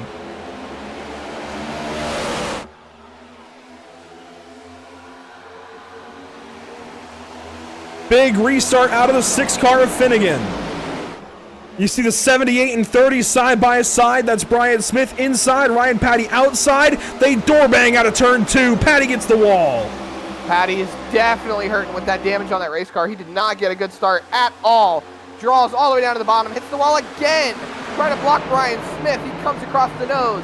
But it's all Nathan Finnegan out in front. He's coming off of turn number 4. He just wants to make it to the start-finish line. See that white flag in hand. Evan Patinko's got to win this race to make the playoffs. He's all the way down in the 18th spot, but who knows what could happen. The white flag is that brought to you by Whiplash Sim Cams. We race into turn 1. Adam Ball on the inside. Hamby down there as well. This is the race for 3rd spot. Ball has got it, then Patty, Hamby, Clemens, they're going to crash in the midfield. That's Eldred, that's Gilbert, and more. Patinko's through it, but we're going to need something up front or he is out of the playoffs. Side by side, Clemens going to beat up on the 30 car of Patty. And out of turn number 4, here comes Nathan Finnegan to the stripe, and he is going to get his 4th win of the season. He wins at Michigan. Oh, spinner in the grass after the flag. Oh, that was Zach Lockett. Everybody's getting collected in this one now. Big crash after the checkered flag. Carnage after the line, but it's the number 6 to victory lane for the 2nd week in a row. What do we talk about so often with the playoffs? Getting hot at the right time. To leave off these last 2 races of the regular season with wins, there is no greater statement. I know there's still that double digit in the win column for the 78 car and how good he is, but there is no better time to get 2 straight wins if you're Nathan Finnegan. This is exactly what he needed. This is exactly what the 6 and the entire team wants to see. 2 wins to end the regular season, and he just bolsters his playoff chances as, Evan Patinko will miss out this season. Brock Hursty will take that final spot by a point. Sean Purcell will make it. And it's a burnout for driver number 6. Lots of congratulations for Nathan Finnegan, but some congratulations are also going around for Brock Hursty. He has officially locked himself in on points. And all of these drivers that are just so happy for him for making it in. There's a lot of race communication going on for Brock Hursty, but Nathan Finnegan burning it down here in the Irish Hills. He'll drive down to victory lane, it looks like, down on the inside of the racetrack, just like at California, and park it. Well deserved out of driver number 6. Let's go back and watch that last lap, shall we? This is coming to the white flag. So Brian Smith, Ryan Patty, they were battling it out. And where does that first crash happen? I believe it was out of turn 2, right? That was going to involve Kyle Gilbert and some others. That it was, coming off of turn number 2, about a third of a way down the back straightaway. See Kyle Gilbert right behind Gladulich. They're in a hornet's nest right there. We know that Clements and Gladulich made it out of there. There you see Hamby on the bottom after contact with Ryan Patty. Oh. Gilbert tags, or he doesn't tag the wall, but he gets very loose, collects 3 cars right there. Thompson, Eldred, they get collected. Then you see Gilbert come back onto the racetrack, and then there was a caution, or not a caution, a wreck right after the flag. Well, so we'll see what happened here again. This is going to be Thompson getting into the 04 just barely, and Purcell ends up getting up into the 227 of Gilbert, spins him down the racetrack along with Cameron Thompson and Cody Eldred. That's what happened in that crash. Then a little further forward, things happened between the 93 and some others after the stripe, as Patty slipped up and fell out of the top 5. There's blinking out of the 93 of Lockett. He beats and bangs on the 21, gets across the stripe, and then gets hooked around afterwards. I think that was also just connectivity issues right Yes. there. I don't think that Lockett knew that Jacob Smith was there. Oh, I think he knew he was there, but I think the two phased in between one another, and that's why they crashed anyways. That would definitely explain it. One more look at it.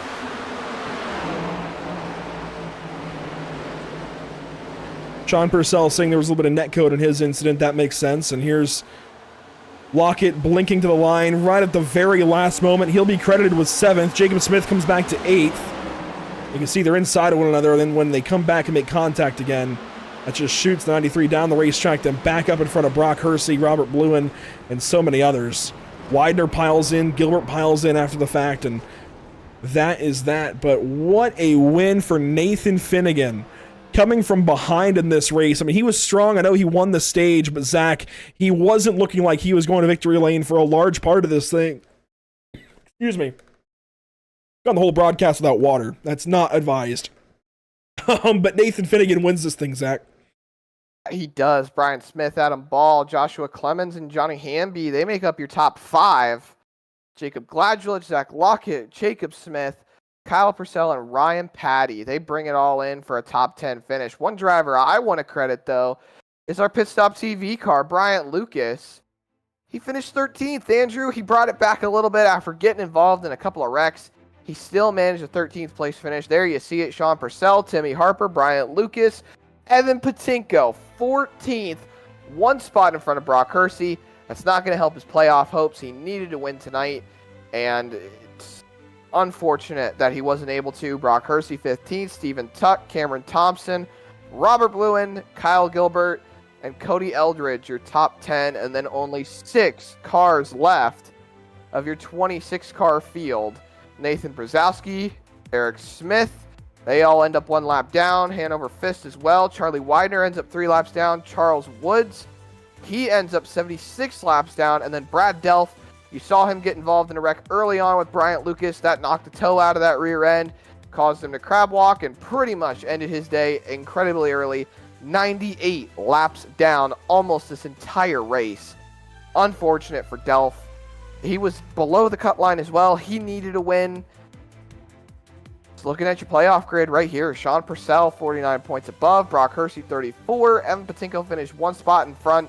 That would cut it down to, if I do my math correctly, 33, which really wouldn't make a dent. Yeah, it wouldn't do much. Brock Hersey will make the playoffs by points, as will Sean Purcell. Evan Patinko missed the mark this evening, and I hate it. I really like this guy. He's been a lot of fun to watch this season, but he's going to end up falling short of the playoffs, and unfortunately will not be fighting for a championship. But fortunately, Brock Hersey is in. He's been a lot of fun to talk to this year as well, and he will make the playoffs and have a chance to reset with these guys, get back on even footing, and go into round 1 with as good a chance as any for this championship. We'll talk more about the playoff field here in just a moment, but let's talk to our race winner and the rest of our top 3. Nathan Finnegan goes to victory lane after winning stage number 2. We had your name already preloaded in the graphic after the stage win. We get to use it again here after the race win. Congratulations. Now 4 wins on the season, 2 in a row. How did you do it? Appreciate it, Andrew.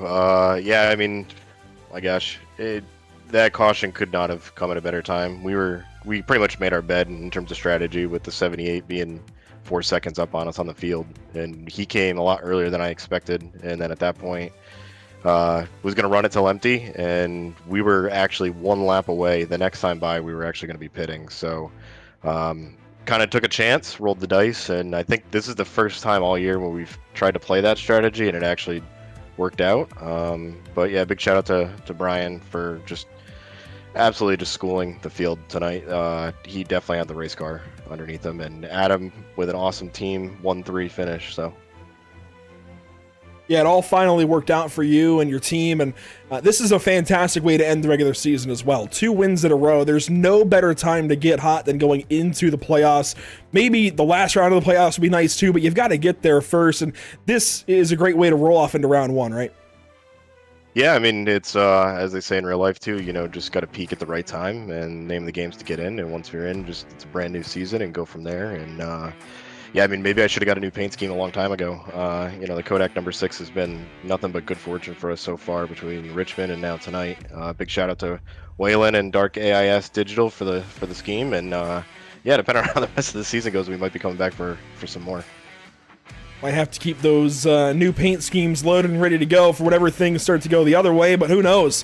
Car number 6 getting hot right when he needs to. The Kodak Behavioral Healthcare Chevrolet. 2 wins in a row, undefeated now on the racetrack. Nathan, congratulations. Hopefully we're talking to you a lot here in these playoffs. Appreciate it, guys. Look forward to it. Nathan Finnegan's 2nd win in as many weeks. And Zach, that means Brian Smith comes up that 1 spot short. You'll be talking to him. That we will. Brian Smith absolutely dominated this race. Led a high 59 laps and ended up losing it right there at the end. Just what was going through your head there, Brian? I mean, you definitely had the car to beat, but looks like Nathan Finnegan was able to get you by 1 spot. Yeah, that's just how it goes sometimes. I put 2 tires on that green flag stop because I saw the 12 came out in front of me and put 4 on, and I know he was only a couple seconds behind me when he originally pit, so he kind of forced my hand. I didn't really know how it was going to go. I didn't really plan out, how the difference between 2 and 4 tires, so I went down and put 2 right sides on, and I was sitting pretty. I probably would have won this race by about like 5, 6, 7 seconds, but that's just how it goes sometimes. I knew the risk I was taking, so it is what it is. That last bunch of restarts, I only had, fresh left sides on the car, and my rights were, 8, 9 laps old. So I was honestly surprised to get 2nd out of it, and I guess I'll take it, even though it sucks to finish runner-up at your home track. That it does. I can understand that. I wouldn't want to be finishing runner-up at a place like Charlotte, my home track in North Carolina, but here you are, just really getting ready to start your playoff run. You've got 10 wins on the season. You were so close to number 11. Do you think, even though you came up 1 spot short today, do you think you're going to have enough points or even just enough momentum to ride on through and have a shot at that championship at the end of the year?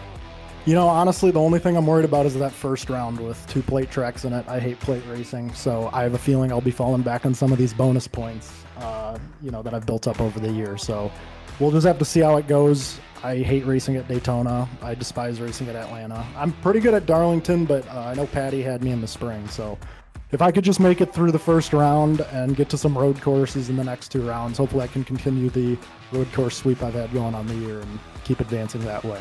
But it'll be interesting, especially next week in Atlanta.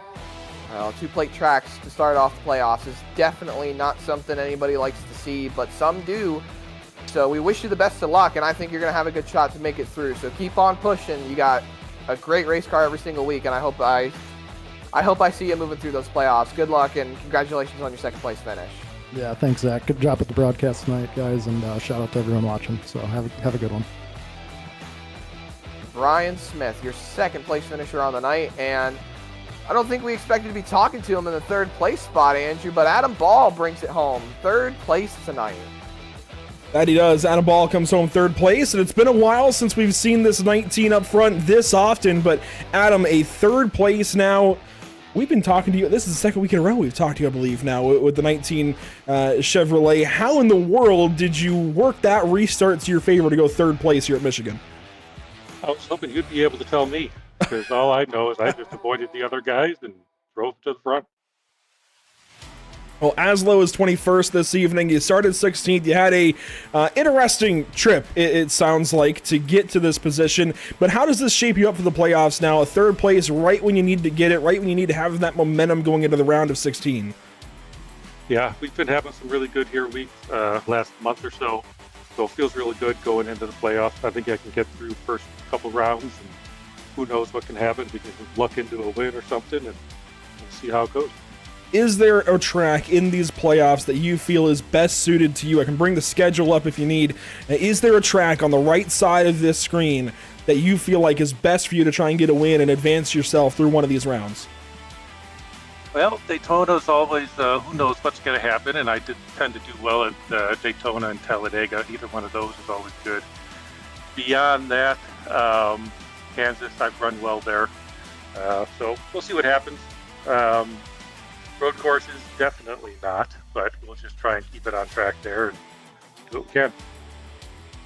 There you have it. Adam Ball, third place this evening. Good to talk to you, Adam. It's not, I want to say it's been a while, but I think we talked to you last week. It was a while before that, so it's good to talk to you now 2 weeks in a row. Hopefully we continue this trend. That's the plan. We'll get top threes for the rest of the year. Hey, that's the hope. Adam Ball, third place this evening. Is very solid finish here at Michigan. And Zach, wow. All I can say is wow. What a night of racing here at the virtual Irish Hills. Really solid stuff all night long. And there's a heck of a conversation happening in the YouTube chat, but as far as what happened on the track, just amazing stuff from this Icon Cup Series field. And I want to go back and circle back to the playoff field one more time and talk about who is going to be drivers to watch. Of course, the win column is the first place to look. The entire top 5 of the playoff grid are guys to watch. But I'm still watching for Charlie Widener, trying to get that first win. I'm going to watch for Justin Bissonette if he can get his wheel back in order. I'm going to watch for Adam Ball potentially getting hot right when you need to. Those are my guys. I think 8 drivers out of the 16 that I've got my eyes on the most.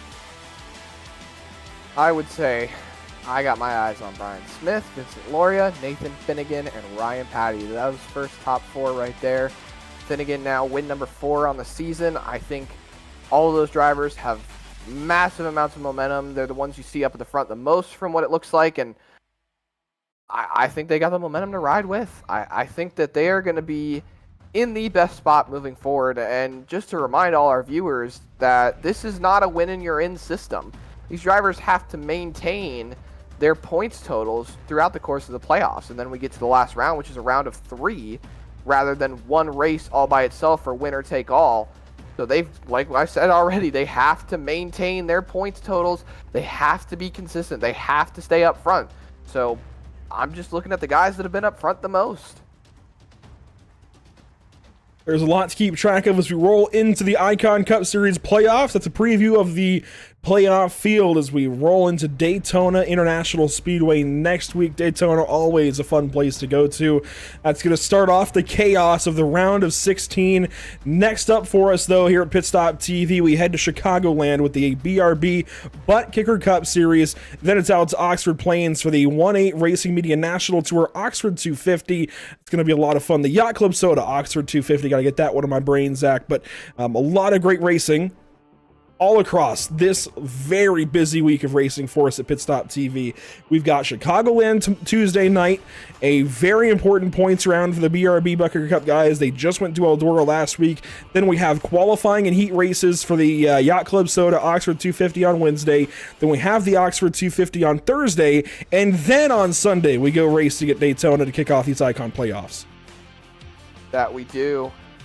I think these Icon playoffs are going to be one heck of a show to watch and plenty of places to follow along. PitStopTV.com. Andrew has just done some awesome work, just updated the Pit Stop TV website. It's all current with all the great information about Pit Stop TV and all the great series that we have here that we broadcast with and all of the great stuff that is included, all the hardworking people behind it to make the shows happen here at Pit Stop TV. And other places you can watch along, Facebook.com/PitStopTV, Instagram.com/Pit_Stop_TV, Twitch.tv/Pit_Stop_TV, YouTube.com/PitStopTV1, and X.com/PitStopTV_. It's been a great night here at Michigan International Speedway, and hopefully we can see some cup racing as well tomorrow on Monday, and hopefully that rain stays away. That's the hope in the real world. But thanks for watching here at Pit Stop TV. It's been a pleasure as always. A big nod to our partners this evening: Whiplash SimCams, ATVO, CC's Business, and of course Cody Williams Design, helping us get to and from the virtual racetrack. Zach, it was a pleasure to have you back for an Icon Cup Series race. It's been a little while. Good to have you here with us this evening and close out this regular season on a high note. Glad to be back in the booth. Definitely had some few issues that we need to get worked out, but it's great to be back in the Icon TV, Pit Stop TV booth for the Icon Cup Series, and we've been following these drivers all season long, and now we get to see them all go for a championship. 16 of the best running for it at the end of the season. 13 races. 12. Oh my goodness, where's my math going? 12 races, 4 rounds, all these drivers that have been fighting for it all season long. It's going to be a good show, and I'm here for it. It's been a pleasure as always. Thanks for tuning in this evening. We'll catch you all next time at Daytona for the Icon Cup Series, or this upcoming Tuesday at Chicagoland Speedway for the BRB Butker Cup Series. Until next time, thanks for watching. Have a great night.